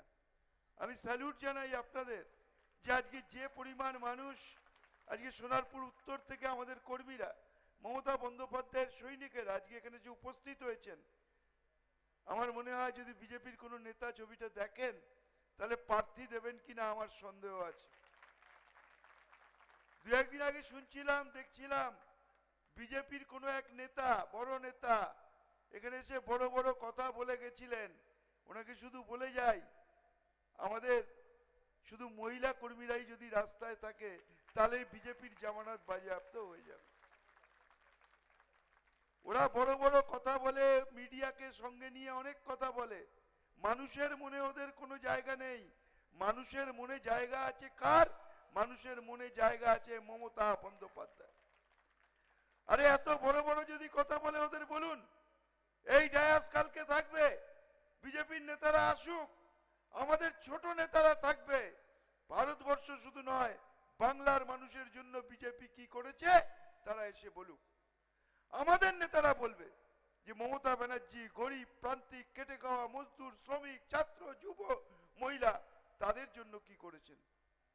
শুধু কাজ কিছু করে নাই, শুধু ধর্ম আর ধর্ম, ধর্ম দিয়ে কিছু হবে না, কর্ম দিয়েই জয় করতে হবে। এ কাজ কথা আমার নয়, এই কথা স্বামী বিবেকানন্দ, যে কর্মই হচ্ছে ব্রহ্ম। কাজ করবো না শুধু ধর্ম ঢাকঢোল পিটিয়ে। আরে ধর্ম, ঠাকুর রামকৃষ্ণ পরমহংসদেব বলেছেন খালি পেটে ধর্ম হয় না, এ কথা আমার নয়, ঠাকুরের কথা। শুধু আমি আপনাদের কাছে শত অসুস্থতা নিয়ে এসছি আমার ছোট বোন এবং ভাইয়ের ডাকে, নাহলে বলবে দাদা এলো না। সম্মেলন হবে, বিজেপির অপদার্থতার বিরুদ্ধে নেতারা বলবেন, আপনারা হাততালি দেবেন, শুনে বাড়ি চলে যাবেন। তাহলে কিন্তু এই বিজেপির মতো এই রাষ্ট্রীয় শক্তির বিরুদ্ধে আমাদের লড়াই করা সম্ভব হবে না। সবাই জনপ্রতিনিধি নন, জনপ্রতিনিধি মানুষের পাশে থাকছেন, জল, কল, রাস্তা, সামাজিক প্রকল্প সমস্তটা পৌঁছে দিচ্ছেন, চেষ্টা করছেন। কিন্তু আমরা যারা সাধারণ কর্মী, আমরা যারা মমতা ব্যানার্জিকে পুজো করি, মমতা ব্যানার্জিকে মা বলি, মমতা ব্যানার্জিকে দিদি বলি, মমতা ব্যানার্জিকে সামনে রেখে বিজেপি এবং সিপিএম এর বিরুদ্ধে লড়াই করি, আমাদের কাজটা কি? আমাদের কাজটা কি? শুধু মিছিলে ডাকলে মিছিলে যাব, মিটিং হলে মিটিং শুনবো, তাহলে কিন্তু বড় কর্মী হওয়া যাবে না। যদি আমরা সত্যি কর্মী হই, আজকের এই যে সম্মেলন, এই সম্মেলনে যত মানুষ আছেন, যদি আজকে আমরা প্রতিজ্ঞাবদ্ধ হই, দল দলের কাজ করুক, এমএলএ এর কাজ করুক, জনপ্রতিনিধিরা জনপ্রতিনিধির কাজ করুক, আমি তৃণমূল কংগ্রেসের কর্মী, মমতা ব্যানার্জির সৈনিক, আজ থেকে 10 জনকে দায়িত্ব আমি নিলাম। এই 10 জনের সঙ্গে কথা বলে তাকে বুঝিয়ে ভোট কেন্দ্র পর্যন্ত পৌঁছে দেওয়াই হচ্ছে আমার কাজ। এটা যদি আমরা সবাই মিলে করি, শুধু ভাসিয়ে দিলে হবে না। হয়তো অনেক মানুষ কোনো কারণে একটু আমাদের উপর রেগে আছে, তার সঙ্গে যদি একটু ভালো গিয়ে কথা বলি, তার সঙ্গে যদি গিয়ে আমি তাকে বোঝাতে পারি, তো সেটাই তো মমতা ব্যানার্জির প্রতি আমার কৃতজ্ঞতা, আমার ঋণ শোধ। মমতা ব্যানার্জি দিনে 18 ঘন্টা কাটবেন, আমরা যা চাইবো তাই দেবেন, বাংলার মানুষকে দুয়াতে ভরিয়ে দেবেন। আর আমাদের কাজ নয় যে মমতা ব্যানার্জিকে বিজেপির বিরুদ্ধে লড়ার মুখ করে ভারতবর্ষকে এগিয়ে দেওয়া, সে কাজ আমাদের। তো আমরা কি কর্মীরা আজকে প্রতিজ্ঞাবদ্ধ হব? শুধু মিটিং এ ডাকলে আসবো না, ভাষণ শুনে হাততালি দেব না, মিছিল করব না, শুধু মমতা ব্যানার্জি জিন্দাবাদ যদি বলি, মুখ দিয়ে বললে হৃদয় দিয়েও বলতে হবে। আর হৃদয় দিয়ে বললে আগামী কাল থেকে একটা ভোটও যাতে বিজেপি সিপিএম না পায়, সেই দিকে আমাদের লক্ষ্য রাখতে হবে। এ লড়াই কঠিন লড়াই, রাষ্ট্রীয় শক্তির বিরুদ্ধে লড়াই। ভোট হলো না, এখন থেকে সেনা আসা শুরু হয়ে গেছে। ভোট এলো না, এজেন্সি বাড়ি বাড়ি যাওয়া শুরু করে দিয়েছে। ভোট এলো না, ইনকাম ট্যাক্স রাস্তায় নেমেছে। কিন্তু একটা কথা বলি, হাজার শক্তিও মমতা ব্যানার্জিকে দমিয়ে রাখতে পারবে না। 21 সালের নির্বাচন, আমি তো ভাবলাম প্রধানমন্ত্রী মনে হয় সোনারপুরে থাকেন, আর স্বরাষ্ট্রমন্ত্রী মনে হয় বারুইপুরে থাকেন। লাভটা কি হলো? ইসবার 200 পার, 77 শেষ, এখন তার থেকেও ভেগে ভুগে চলে এসছে, এখন 65 জনও নেই। বলছে সব সিট জিতবো, আরে আগে 2টো সিট জিতে দেখা, তারপরে বলবি সব সিট জিতবো। কারণ বাংলার মানুষের হৃদয়ে মমতা ব্যানার্জি আছে। মমতা ব্যানার্জি কেন তো কোনোদিনও কোনো খারাপ কাজ করেননি, কোনো মানুষের কোনো ক্ষতি করেননি। এত বড় দল 2-1 জন যদি করে, তার বিরুদ্ধে দল প্রয়োজনীয় ব্যবস্থা নিচ্ছে, প্রয়োজনে দল তাদের তাড়িয়ে দিচ্ছে। 2-1 জনের দায়িত্ব আমরা নিতে পারবো না। সারা দিন খালি মানুষের জন্য একটার পর একটা প্রকল্প, গরিব মানুষকে এগিয়ে নিয়ে আসা, সে শ্রমিক হোক, কৃষক হোক, ছাত্র হোক, যুবক হোক, মহিলা হোক, হাত তুলে বলুন এমন একটা পরিবার দেখান যে পরিবারে 3 থেকে 4টে প্রকল্পের সুযোগ সুবিধা বাংলার মানুষ পায় না। এতগুলো রাজ্যে তো বিজেপি আছে, করে দেখাক। মমতা ব্যানার্জির সমালোচনা করছেন, মমতা ব্যানার্জির মতো কাজ করে দেখান। দায়িত্ব নিয়ে বলছি, আগামী 500 বছরেও বাংলার মতো উন্নয়ন বিজেপি কোথাও করতে পারবে না। তোমার সঙ্গে উন্নয়নে পারি না, অতএব তোমাকে অন্যভাবে গালাগাল করতে হবে, অন্যভাবে ফাঁসাতে হবে। কতদিন? কেউ চিরকাল ক্ষমতায় থাকে না, বিজেপিও একদিন থাকবে না। সেই দিন কিন্তু দেখা হবে বন্ধু, এই রাস্তাতেই দেখা হবে। আর তৃণমূল কংগ্রেসের কর্মীরা তোমাদের মতো ক্ষমতা দেখে আসেনি। তৃণমূল কংগ্রেসের কর্মীরা যেদিন ঝান্ডা হাতে নিয়েছিল মমতা ব্যানার্জির সঙ্গে 98 সালে, সেদিন কখনো ভাবেনি আমরা ক্ষমতায় আসব। মানুষের জন্য লড়াই করে, মানুষের কথা বলে, মানুষের আশীর্বাদেই আজকে আমরা এখানে এসে পৌঁছেছি। তাই মানুষের আশীর্বাদ যাতে অটুট থাকে, মানুষের ভালোবাসা যাতে অটুট থাকে, সেই কাজ আমাদের সবাইকে করতে হবে। এবং সেই কাজ করতে গিয়ে যদি কখনো দেখা যায় 2-1 জন সেই কাজের উল্টো দিকে হাঁটছেন, তাদের ঘাড় ধাক্কা দিয়ে দল থেকে বার করে দিতে হবে। গঙ্গায় অনেক অপবিত্র জিনিস ভাসে, কিন্তু গঙ্গাকে কখনো অপবিত্র করা যায় না। তৃণমূল কংগ্রেস পবিত্র দল, মমতা ব্যানার্জি আমাদের সব থেকে বড় নেত্রী। তার স্বচ্ছতা, তার সততা নিয়ে সারা পৃথিবীতে কেউ কোনোদিনও কথা বলতে পারবেন না। আসুন মমতা ব্যানার্জির আদর্শে উদ্বুদ্ধ হয়ে আজকে থেকে লড়াইয়ে নেমে পড়ি। কেন নজরুল আর ফিরদৌসী এত বড় সম্মেলন করেছেন? পাড়ায় পাড়ায় মিটিং করলেই তো হতো। একটা জিনিস বুঝিয়ে দেওয়া, 10-এর লাঠি 1-এর বোঝা। এটা হচ্ছে আমরা। তৃণমূল মানে পরিবার, তৃণমূল মানে আমরা সবাই। আমাদের কোনো একার পরিবার নেই, নজরুলের কোনো পরিবার নেই। সোনারপুর উত্তরই হচ্ছে নজরুল আর ফিরদৌসীর পরিবার, আর সেই পরিবারেই আমরা একসঙ্গে লড়ছি। দেখা হবে বন্ধু লোকসভায়। যদি সোনারপুর উত্তর থেকে 1 লক্ষ ভোটে বিজেপিকে হারাতে না পারি, সিপিএম কে হারাতে না পারি, আর রাজনীতি আমরা জীবনে করব না। এমন কোন মানুষ আছেন বলতে পারবেন কোথাও সমস্যা হয়েছে, বিপদ হয়েছে? ফিরদৌসী পৌঁছয়নি, নজরুল পৌঁছয়নি।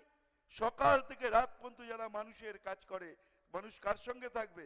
এসে একদিন গালাগাল করলাম, বড় বড় কথা বললাম, ভাষণ দিলাম, তাতে ভোট? না, রাত্রিবেলা যখন ডাক্তারটা প্রয়োজন পড়ে, হসপিটালটা প্রয়োজন পড়ে, নজরুল যখন গাড়ি করে তাকে হসপিটালে পৌঁছে দেয়, সেটাই আসল কাজ। সেই কাজের নিরিখেই ভোট হবে। আমরা কাজের নিরিখে ভোট চাই, ওরা ভগবানের নিরিখে ভোট চাক। ভগবানকে তো আমরাও বিশ্বাস করি। আমি তো হিন্দুর ছেলে, সকালবেলা পুজো করে বাড়ি থেকে বেরোই। আমার বাবা দুর্গা পুজো করতেন, আমি দুর্গা পুজো করি। আমি হিন্দু নই। গেরুয়া পরে শুধু মুখে মুখে ডাক দিলেই হবে। আরে হরে কৃষ্ণ আমিও বলি, হরে রাম আমিও বলি, কিন্তু 33 কোটি দেবদেবী আমাদের। যার যেখানে বিশ্বাস সে সেখানে করবে। তুমি আমায় ঠিক করে দেবে আমি কি খাবো, তুমি আমায় ঠিক করে দেবে আমি কি পড়বো, তুমি আমায় ঠিক করে দেবে আমি কোন ভগবানের পুজো করব। এ ভারতবর্ষ হতে পারে না। আগুন লেগেছে, সবাই ভাবছে লেগেছে তো ওখানে, এই আগুন একদিন আমাদের বাড়িতেও লাগবে। তাই বলছি, এই অপদার্থ, এই স্বৈরাচারী শক্তিকে যদি সরানো না যায়, তাহলে কিন্তু সমূহ বিপদ, এর থেকে আমরা কেউ বাঁচতে পারবো না। স্বাধীন ভারতে আমরা থাকি, ধর্মনিরপেক্ষ। দুর্গাপুজোর সময় একই সঙ্গে উদ্বোধনে ফিতে কাটি কে? আমি আর ফিরদৌসী। আবার ঈদের দিন ওর বাড়িতে এসে সিমুই খায় কে? অরূপ বিশ্বাস। এই বাংলায় আমরা বড় হয়েছি।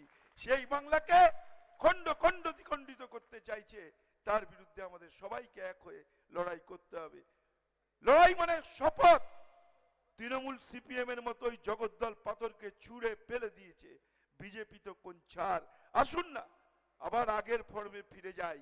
যদি কাল থেকে 3 ঘন্টা দলের জন্য দিতাম, আগামী কাল থেকে 6 ঘন্টা দলের জন্য দেব। বুঝিয়ে দেব যে আমরা মমতা ব্যানার্জির সৈনিক। পারবেন তো? লড়াই হবে তো? নিজেদের মধ্যে যা ভুল বোঝাবুঝি আছে সব মিটিয়ে একসঙ্গে লড়াই করা যাবে তো? এ লড়াই বড় লড়াই, এ লড়াই কঠিন লড়াই, এ লড়াই কিন্তু আমাদের জিততে হবে। আশা করি আমরা একটা পরিবার, বাড়িতে যেমন ঝগড়া থাকে, কিন্তু বাড়িতে যখন কোনো অনুষ্ঠান হয় সবাই যখন এক করি, এই অনুষ্ঠান সাম্প্রদায়িক শক্তিকে দূর করার অনুষ্ঠান। এই অনুষ্ঠান ভারতবর্ষের মানুষকে গলা টিপে মারতে চাইছে বিজেপি, তার বিরুদ্ধে আসুন সবাই হাতে হাত মিলিয়ে একসঙ্গে আমরা এই বিজেপি, সিপিএম, কংগ্রেসকে বিসর্জন দিয়ে আমরা জোরে সবাই মিলে বলি, জয় বাংলা, জয় বাংলা। এটা এখনো দক্ষিণ পর্যন্ত পৌঁছয়নি, কালীঘাট পর্যন্ত পৌঁছতে হবে। জয় বাংলা, জয় বাংলা। আমি দেখলাম যে আমাদেরকে সম্বর্ধনা দেওয়ার সময় যেমন উত্তরীয় দেয়া হয়, তার সাথে সাথে গাছও দিল। একটি গাছ একটি প্রাণ, আমরা সকলেই এটাকে মানি, এই দর্শনে বিশ্বাস রাখি। এবং তার সাথে সাথে দিল ঘোড়া। তা আমি বললাম ঘোড়াটা দিলে কেন? তারপর আমরা নিজেদের মধ্যে আলোচনা করলাম, এই অঞ্চলের আপনারা সকলেই রয়েছেন, সব সময় আপনারা তাকে বিজয়ী করেছেন, তাই বিজয় রথটা আবার চালাতে হবে, তার প্রস্তুতিতে আজকে আমাদের হাতে ওটাও দেয়া হলো। আপনাদেরকে সেই শুভেচ্ছা আমি আমার এই বক্তব্যের মধ্যে তুলে ধরছি। নিশ্চয়ই আজকে এই সভার সভাপতি এবং উপস্থিত আমাদের বিধায়ক ফিরদৌসী সহ নজরুল দা আছেন, আপনাদের খুবই জনপ্রিয়। আমরা মাননীয় মন্ত্রী শ্রী অরূপ বিশ্বাস বললেন, অনেক সুন্দরভাবে বলে একবারই, মানে যেটাকে বলে ওই যে খাবার দাবারের লাইন যেটা আছে, যত গরম খাবার ওখানে হচ্ছে সেরকম গরম বক্তব্যও রাখলেন। আজকে মঞ্চে রয়েছেন এবং বক্তব্য রেখেওছেন, এবার সকলে একটু একটু করে বক্তব্য রেখে এগিয়ে যাচ্ছেন স্নেহাশিস দা, যিনি পরিবহন দপ্তর দেখেন। স্নেহাশিস চক্রবর্তী খুব সুন্দরভাবে ঠান্ডা মাথায় যদি বক্তব্য শুনতে হয় তাহলে স্নেহাশিস দা সুন্দর বললেন। আর যাকে টিভি পর্দায় সবসময় দেখছেন, কে বলুন তো? দলে হয়ে লড়াই করছে অরূপ চক্রবর্তী মঞ্চে রয়েছেন। আমাদের স্টকে অনেক বক্তা আছে, ফিরদৌসী সেটাই বলছে। অত্যন্ত প্রিয় শ্রীমতী অসীমা পাত্র মাননীয় বিধায়ক, অত্যন্ত প্রিয় জনপ্রিয় লাভলি এসছেন অরুন্ধতী মৈত্র মাননীয় বিধায়ক তিনি, এবং আছেন আরো সকলে, শক্তিদা ছিল, আমি জানি না আছেন না, প্রস্তাব বেরিয়ে গেছেন। কিন্তু খুব ভালো লাগলো যেটা আমি দেখছিলাম যখন প্রত্যেক বক্তব্য রাখছেন, তখন ফিরদৌসী দেখি যে উত্তরীয় নিয়ে সকলকে দিচ্ছেন, পড়াচ্ছেন আপনাদের সকলকে। এটা এত সুন্দর লাগলো যে আমাদের বুথ সভাপতিরা রয়েছেন, আমাদের নির্বাচিত প্রতিনিধিরা রয়েছেন, আমাদের মিউনিসিপ্যালিটি রয়েছে, তার প্রতিনিধিরা রয়েছেন, সিআইসিরা রয়েছেন, প্রত্যেকে এই একটা বৃহত্তর বড় পরিবার। এই পরিবারের বুথের যারা আগলে রাখেন, এবং দিদি যখন বলেন দলের সম্পদ আমার বুথ কর্মী, সেই বুথ কর্মী বুথের দায়িত্বে আমি মনে করি বুথই আমার মন্দির এবং মসজিদ এবং চার্চ, সেটাকে আমি ধরে রেখেছি। তাই আপনাদের উপরে ভরসা রেখেই কিন্তু আমরা কেউ নির্বাচিত হই, কোথাও পৌরসভার চেয়ারম্যান হয়ে যাই, আমরা কোথাও বিধায়ক হয়ে যাই, আমরা কোথাও মন্ত্রী হয়ে যাই, আমরা প্রধান হই, আমরা উপপ্রধান হই, আমার সভাপতি হয় পঞ্চায়েত সমিতি, কোথাও আমরা সভাধিপতি হই। কার ভরসায়, কাদের লড়াইয়েতে? আমাদের সকলেরই নেত্রী শ্রীমতী মমতা বন্দ্যোপাধ্যায় যেমন বলেন, আমাদের দলের সভানেত্রী তিনি, আমাদের রাজ্যের মাননীয় মুখ্যমন্ত্রী তিনি, এবং সর্বভারতীয় ক্ষেত্রে মমতা দিদি কি বলছেন এইভাবে আলোচনা হয় যে মমতা বন্দ্যোপাধ্যায় কি বলছেন। কারণ আপনারা জানেন দীর্ঘদিন দিদি কেন্দ্রীয় মন্ত্রী ছিলেন, দীর্ঘদিন 8 দফারও বেশি সাংসদ ছিলেন, এগুলো তো বলতে হয় না। সুতরাং সেই জায়গায় মমতা বন্দ্যোপাধ্যায় দিক নির্দেশ দিচ্ছেন, এবং আমরা আমাদের প্রিয় সাংসদ, দলের সর্বভারতীয় তৃণমূল কংগ্রেসের জাতীয় সাধারণ সম্পাদক শ্রী অভিষেক বন্দ্যোপাধ্যায়, তার সেনাপতিত্বে, এবং আমরা প্রত্যেকটি জেলা ভিত্তিক যেরকম সভাপতিরা রয়েছেন প্রত্যেকেই একসঙ্গে একটা পরিবার। এই বড় পরিবারকে আজকে আমরা এখানে যেমন দেখছি, আজকে আপনাদের এই রাজনৈতিক কর্মী সম্মেলনে সেখানে দু একটি কথা প্রত্যেকে বলছেন, আমরাও দু একটি কথা বলি। আপনারা আগামীকাল জানেন, আগামীকাল থেকে যে মানরেগা যে 100 দিনের কাজে বঞ্চিত করলো কে? কেন্দ্রীয় সরকার। আবার কে? যে বঞ্চনা করলো, আমরা অপেক্ষায় ছিলাম দিদি ধর্নায় বসেছিল 2023-এও 2024-এও।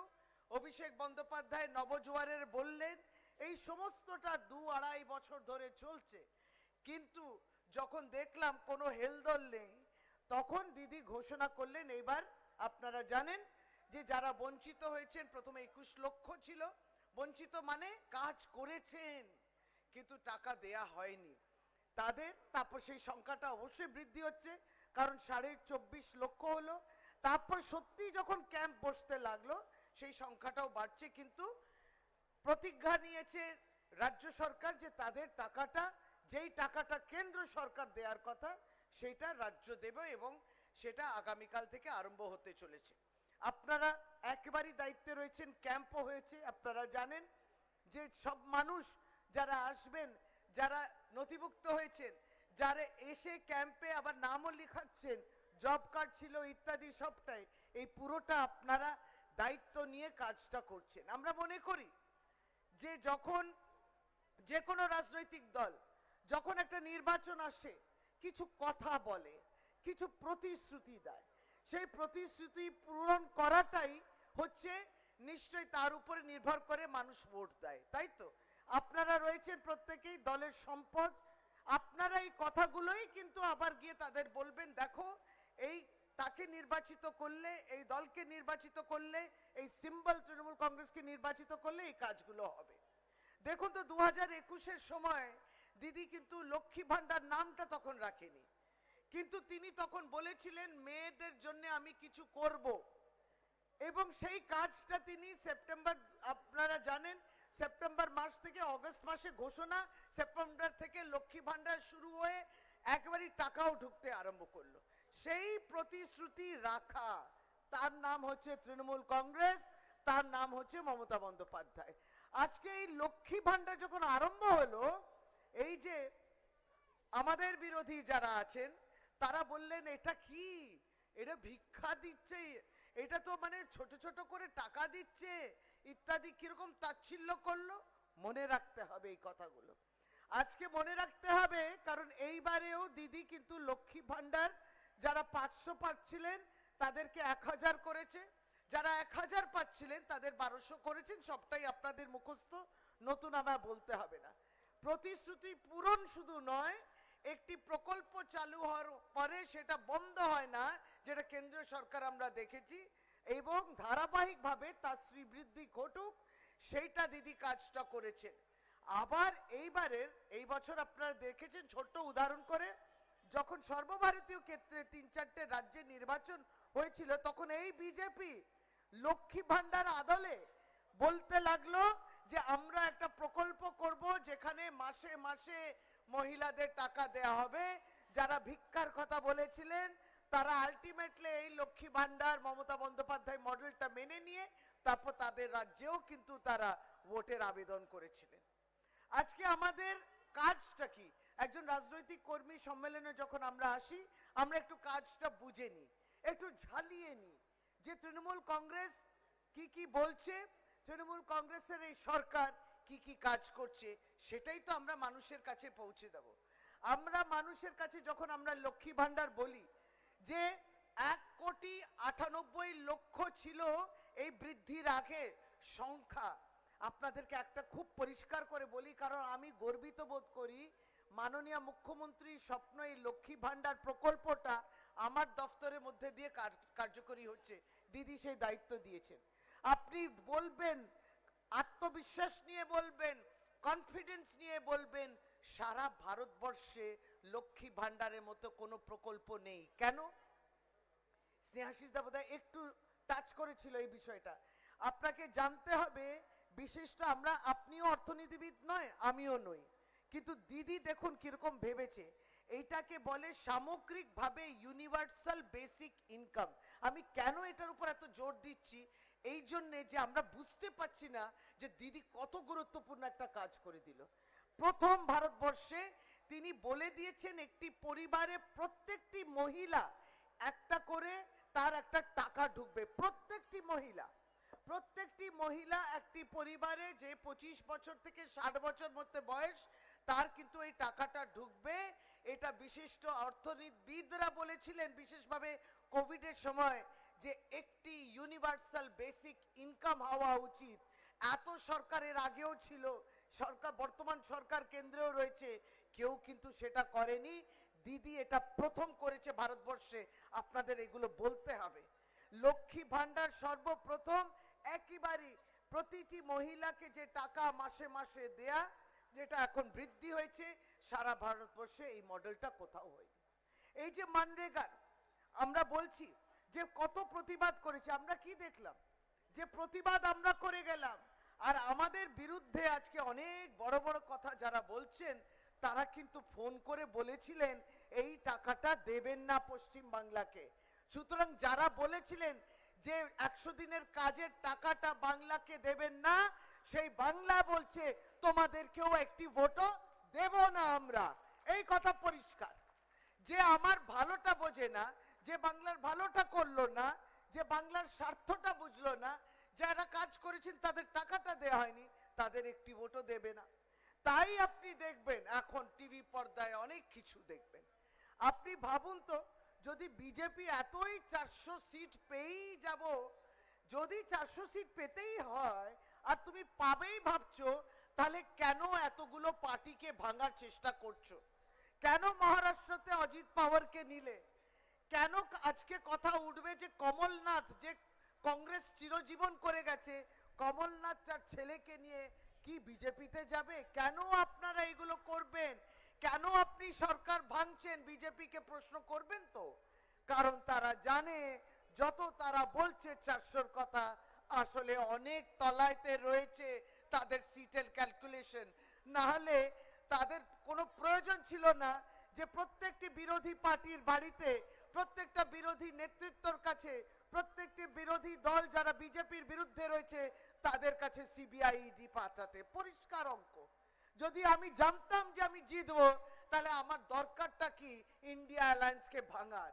সুতরাং এরা কি করছে, প্রতিটি রাজ্যে, তারা প্রতিটি রাজ্যে গিয়ে এই কাজগুলো করছে। তাহলে বলুন তো, দেশে বেকারত্বও মিটলো না। আপনারা বলবেন দেশের সমস্যা যারা মেটাতে পারে না, তারা প্রতিটি রাজ্যে গিয়ে, প্রতিটি রাজ্যে ধরুন কিছু না কিছু একটা দুর্বল বিষয় হয়ে থাকে, সেইটাকে ফলাও করে দেখাবে এবং তাই বেকারত্বকে ঢাকবে।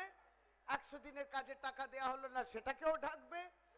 তেলের দাম, পেট্রোলের দাম, ডিজেলের দাম, কেরোসিনের দাম, গ্যাসের দাম কিছু কমলো না, সেটাকেও ধামাচাপা দিতে হবে। বাজারে আগুন লেগেছে, আমরা যেটাকে মুদ্রাস্ফীতি বলি, সেটা আগুন লেগেছে।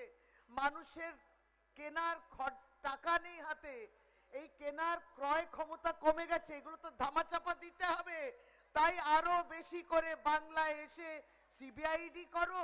প্রধানমন্ত্রী আসছে, সন্দেশখালি যেতে পারে, কথা বলতে পারে, যেখানে যে ঘটনা নিয়ে মমতা বন্দ্যোপাধ্যায় পদক্ষেপ নিয়েছেন, পুলিশ সেখানে রয়েছে, ওখানে আইন শৃঙ্খলা ফেরত আসুক, যারা বঞ্চিত হয়েছে তাদেরকে ফেরত দেয়া হবে ইত্যাদি, যারা গন্ডগোল করেছেন তাদের অ্যারেস্ট হবে। সবটাই বলছে পশ্চিমবঙ্গ সরকার। আইন শৃঙ্খলা স্বাভাবিক করার জন্য পুলিশ অক্লান্ত পরিশ্রম করবে, আর এটাকে ভঙ্গ করবে তারা, কারণ মনে করছে এই ছাড়া আমার কাছে আর কিছু নেই, আমার আর বলার কিছু নেই, আমার বেকারত্ব সমস্যা মেটাতে পারলাম না, কোনো রিক্রুটমেন্ট নেই। আপনারা দেখবেন সারা ভারতবর্ষের চিত্র অনেক খারাপ, এবং তাই সেইগুলোকে ধামাচাপা দেওয়ার জন্য বাংলা হচ্ছে টার্গেট। ভাবুন, এই যে মহিলারা রয়েছেন বিজেপির বিধায়করা, আর সিপিএম কালকে বলছে মীনাক্ষী মুখোপাধ্যায় চুপি চুপি পৌঁছে গেছে। ভাই চুপি চুপি পৌঁছলে কেন? তারপর গিয়ে দেখাচ্ছে আমাকে আটকে দিয়েছে। তখন পুলিশকে সে প্রশ্ন করছে যে ভাই তুমি আমাকে আটকালে কেন? আপনি চুপি চুপি তাহলে এলেন কেন? আপনি তো বলতেই পারতেন আমি যাব। তারপরে পুলিশ আটকায় না, আপনাকে অনুমতি দেয় ইত্যাদি, সেটা হবে। আপনি আসবেন চুপি চুপি, তারপর আপনি ঘুরপথে নাকি এসছেন। হেভি চালাক, কত চালাক। আমি ঘুরপথে এলাম, আর যেখানে 144 আছে তো বাধাপ্রাপ্ত তো হবে। এই টিভির সামনে দেখাতে হবে, ক্যামেরাতে সবটাই দেখাতে হবে, কে কতটা ক্যামেরা আর টিভি দখল করতে পারে। এই লড়াইটা সিপিএম, কংগ্রেস এবং বিজেপিটা করছে, এছাড়া ওদের কোনো লড়াই নেই। বিজেপির নেতৃত্বের মধ্যে লড়াই, সভাপতি বলে অমুক এলো, লিডার অফ অপোজিশন পৌঁছে গেল, আমি পৌঁছতে পারলাম না, ওরে বাবা এটাকে মেকআপ দিতে হবে, তার তিনি যাবেন। এই লড়াইয়ের মধ্যে বাংলাকে তারা টার্গেট করেছেন। সুতরাং সেই জায়গায় আমরা মনে করি যে যারা এই টিভি পর্দায় জায়গা করে নিতে চায়, মানুষের মনে হৃদয়েতে যারা জায়গা করেনি, তাদের জন্য বাংলাতেও জায়গা থাকবে না। বাংলা এককভাবে সেটা ভারতবর্ষকে 2021-এও দেখিয়েছে, আগামী দিনও দেখাবে। ভাবুন তো, প্রধানমন্ত্রী মণিপুর যাননি, প্রধানমন্ত্রী মণিপুর যায়নি, সেখানে মহিলারা নগ্ন অবস্থা, এর চেয়ে বাজে অবস্থা হতে পারে? প্রধানমন্ত্রীর 80 দিন লাগলো, 80 দিন লাগলো মণিপুর নিয়ে কিছু বলতে।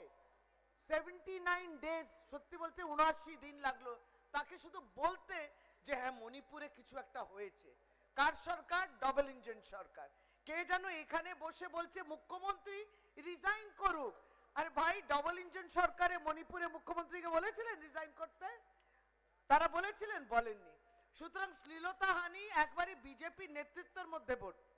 তাদের এমপি ব্রিজভূষণ শরণ সিং, সাক্ষী মল্লিক কে আমাদের অলিম্পিকে পদক জয় করেছে, কুস্তি যে করে, সে রাস্তায় বসে আছে, আপনি দেখছেন, আমরা দেখছি। তার উপরে শ্লীলতাহানি করেছে তাকে যারা এই কুস্তিটা শেখায়, তিনি আবার বিজেপির এমপি, রিজাইন করেছে? করেনি তো। সে তার বিরুদ্ধে বিজেপি কি পদক্ষেপ নিয়েছে? বহাল তবিয়তে তিনি কিন্তু যার উপরে শ্লীলতাহানি করেছেন, যিনি একজন ধর্ষণকারী, তিনি কিন্তু লোকসভাতে বসে আছেন, আর বিজেপি এটা নিয়ে বলে না। বিজেপি এগুলো বলবে না, কিন্তু প্রধানমন্ত্রী 3 দিন আসবে। এবার আপনি শুনতে থাকুন, তিনি আসছেন, আমাদেরকে জিজ্ঞেস করছিল সাংবাদিক, অবশ্যই লোকসভা এলেই প্রধানমন্ত্রীকে দেখা যায়, লোকসভা আসছে নির্বাচন, তাই তিনি আসছেন। তার কোনো আর এই বিষয় নেই যে কোথায় শ্লীলতাহানি হচ্ছে, কোথায় মহিলারা নির্যাতিত হচ্ছে। 1 তারিখ, 2 তারিখ, 6 তারিখ, এবার দেখতেই থাকুন কিভাবে এইগুলো হবে। সবটাই হাইপ, সবটাই তৈরি করা, সবটাই আর্টিফিশিয়াল। কাজ করে যাবে দিদি কিন্তু একবারই আপনাদের মাধ্যমে এই ভরসা রেখে আমাদেরকে বুথে বুথে একবারই আগলে রেখে বাড়ি বাড়ি গিয়ে আমরা যেমন কাজটা করি সে কাজটা চালিয়ে দিতে হবে। কোনো যেন আত্মবিশ্বাসের অসুবিধা না, যেন কম খামতি না থাকে, কোনো যেন আমাদের অসুবিধা না আমরা বুঝতে পারি। যে বলছিল লড়াই লড়াই লড়াই চাই, লড়াই করে বাঁচতে চাই। আমরা একসময় ভাবতাম বিরোধী ছিলাম, সারাক্ষণ লড়ছি, সারাক্ষণ প্রতিবাদ, সারাক্ষণ মিছিল, হয়তো শাসক স্থানে এসে এইগুলো কমবে, কিন্তু তারপরেও লড়াই চলছে। কারণ এক সময় এই রাজ্যের মুখ্যমন্ত্রী দেশের প্রধানমন্ত্রীকে হারিয়ে দিয়েছেন। সারা ভারতবর্ষে একটি রাজ্য যেখানে রাজ্যের মুখ্যমন্ত্রী মমতা বন্দ্যোপাধ্যায়ের নেতৃত্বে মমতা বন্দ্যোপাধ্যায় দেশের প্রধানমন্ত্রীকে হারিয়েছে, বিজেপি এটা নিতে পারছে না। একমাত্র রাজ্য যেখানে মুখ্যমন্ত্রী ভার্সেস প্রধানমন্ত্রী হয়েছিল এই রাজ্যে, আর অন্য রাজ্যে এত হয়নি। অন্য রাজ্যে বোধহয় বিজেপির যে শাখা ছিল সেখানে তারা লড়েছিলেন, কিন্তু এইখানে প্রধানমন্ত্রী ভার্সেস মুখ্যমন্ত্রী লড়াইয়েতে প্রধানমন্ত্রীর হার হয়েছে, বিজেপি সেটা নিতে পারে না। আর এই বিজেপি বিধায়কগুলো দিদিকে যা নয় তাই বলে। শুভেন্দু অধিকারী, অগ্নিমিত্রা পাল, এরা যা নয় তাই বলে দিদিকে। কখনো কেউ বলছে রোহিঙ্গা, এত অসভ্য তাদের ভাষা। কখনো বলে বেগম, কখনো বলে ফুফা। কি ভেবেছেনটা কি ভেবেছেন? দিদি বলে কিছু বলছে না। আরে আমাদের বুথ কর্মী যথেষ্ট, আমাদের বুথ ওয়ার্কারই যথেষ্ট, আপনাদের যথেষ্ট সেই শক্তি রয়েছে যে দিদির বিরুদ্ধে যারা বলছেন বাড়ি বাড়ি গিয়ে সেটা বলা। আগে সম্মান দাও, তারপর তো নির্বাচনের কথা। তাই যেমনটা আছে পরপর সকলে বলবে, তন্ময়রাও রয়েছে, প্রত্যেকে বলুক প্রথমে ভালো করে এই বাজেটটা পড়ে নেবে। এই বাজেটটা এত সুন্দর হয়েছে, বিজেপিও বাধ্য হয়েছে বলতে, মানে প্রশ্ন করছে কিন্তু বলছে প্রশ্নের মধ্যে এটা তো একটা কল্পতরু করেছেন, কিন্তু তাদের প্রশ্ন থাকছে কোথা থেকে টাকা আসবে। কিন্তু দিদি যে সেটা করে দেখাচ্ছেন, দেখিয়ে দেবেন। এই বাজেটটা ভালো করে সুন্দর করে পড়ে নেবেন। এবং শুধু তাই নয়, এর উপরে যে কাজ আরম্ভ হয়েছে, স্বাভাবিক একটা নতুন আর্থিক বছরে আরম্ভ হয় এবং সেইটাকে আপনারা একবারই ভালো করে প্রচার করবেন। কেউ বাদ যায়নি। বিধবা ভাতা, বার্ধক্য ভাতা, মানবিক ভাতা, রূপশ্রী, কন্যাশ্রী, লক্ষ্মী ভান্ডার, এই 6টা তো শুধু আমি একটা দপ্তর বললাম, ভাবুন তো আরো 42টা দপ্তর আছে। তাহলে দিদি কি করেছো? বিপ্লব হবে। এই বিপ্লবকে ধামাচাপা দেওয়ার জন্য এই ন্যাক্কারজনক এই যেভাবে সমালোচনা করছে তারা তাই করবেন। এটা আরো বাড়বে, আমরা জানি এটা আরো বাড়বে। আমরা জানি এখানে এত কেন্দ্র বাহিনী নিয়ে আসবে, এই অত কেন্দ্র বাহিনী 2019-এও নিয়ে এসছো, 8 দফা নির্বাচন 2021-এও করলে, বহু চেষ্টা করলে, কিন্তু দিদি তার নিজের মেয়ে, বাংলা তার নিজের মেয়ে দিদিকে চেয়েছে, সেটা তো অস্বীকার করার জায়গা নয়।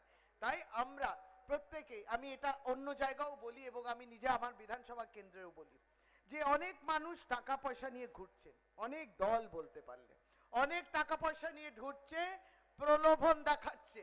সুতরাং আমরা অনেক সময় আকাশের দিকে তাকিয়ে থাকি, উপর দিকে তাকিয়ে থাকি, নিচে তাকাবে, বুথের দিকে তাকাও। আমি বুথের কর্মীর প্রত্যেকেরই সত্তার উপর নির্ভর করে বলছি এইটুকু, ওই বুথের সত্তার উপরে তারা প্রহার করার চেষ্টা করবেন, কারণ তাদের অর্গানাইজেশন নেই। সুতরাং আমার বুথ কর্মী, আমার ভাই এবং বোনের কোনো দুর্বল মুহূর্তে কোনো যাতে প্রলোভন এই টাইপের যেন না পড়ে, এইটার উপরেও যেমন নজর রাখতে হবে। তার সাথে সাথে এই যে বাড়ি বাড়ি গিয়ে টাকা তারা দেবেন ভোটের আগে, আর বলবেন এই তো ভোটের সময় টাকা দিলাম, আবার ভোটের পরে আর কাজ করবে না। তাই তো আমরা দেখছি 77 জন বিধায়ক নির্বাচিত হয়েছিল 2021-এ বিজেপি থেকে, কি কাজ তারা করলেন? কিন্তু দিদি ওই 77টি আসন যেখানে টিএমসি জেতেনি, সেখানেও লক্ষ্মী ভান্ডার হয়, সেখানেও কন্যাশ্রী হয়, সেখানেও রূপশ্রী হয়, সেখানেও 100 দিনের কাজের টাকাটা যাবে। দিদি সেই বিভেদ বিবেচনা এবং ভাগাভাগি সেটা করে না। এইটাই আমাদের দিদি। তাই দিদি এবং অভিষেক বন্দ্যোপাধ্যায় নেতৃত্বে যেমন এই সুন্দরভাবে এই সম্মেলনটা হয়েছে, সম্মেলন আমাদেরকে একসঙ্গে আনে, এক জায়গায় আমরা আসি, কয়েকটা কথা শুনি, কয়েকটি বক্তব্য শুনি, আপনারাও বলবেন। সুন্দর ফোল্ডার দেওয়া হয়েছে, গুরুত্বপূর্ণ কথা তার মধ্যে লেখা রয়েছে, বিধায়ক করে দিয়েছেন, ছোট বই একটা, সেটা ভালো করে পড়ে নেওয়া। এবং নিশ্চয়ই আমরা যখন একসঙ্গে হই তখন একটু করে অল্প বিস্তর খাওয়া দাওয়া সারা বছর চলে। শুধু নির্বাচন আসছে বলে কর্মী সম্মেলন নিশ্চয়ই নির্দিষ্টভাবে হয়, কিন্তু সারা বছর তৃণমূল কংগ্রেসের পরিবার একসঙ্গে কাজ করে বলা, এটা আমাদের সংগঠনের বৈশিষ্ট্য। এইটুকু বলে আপনারা সকলেই ভালো থাকুন, সুস্থ থাকুন। আপনাদের সকলকে অনেক অনেক শ্রদ্ধা জানাই। একবারই বক্তব্যের ভার আক্রান্ত হয়ে যাচ্ছে, কিন্তু প্রত্যেকে আমি ধন্যবাদ জানাই যে আপনারা এত সুন্দর মনোযোগ দিয়ে শুনলেন। ভালো থাকুন, সুস্থ থাকুন। জয় হিন্দ, জয় বাংলা।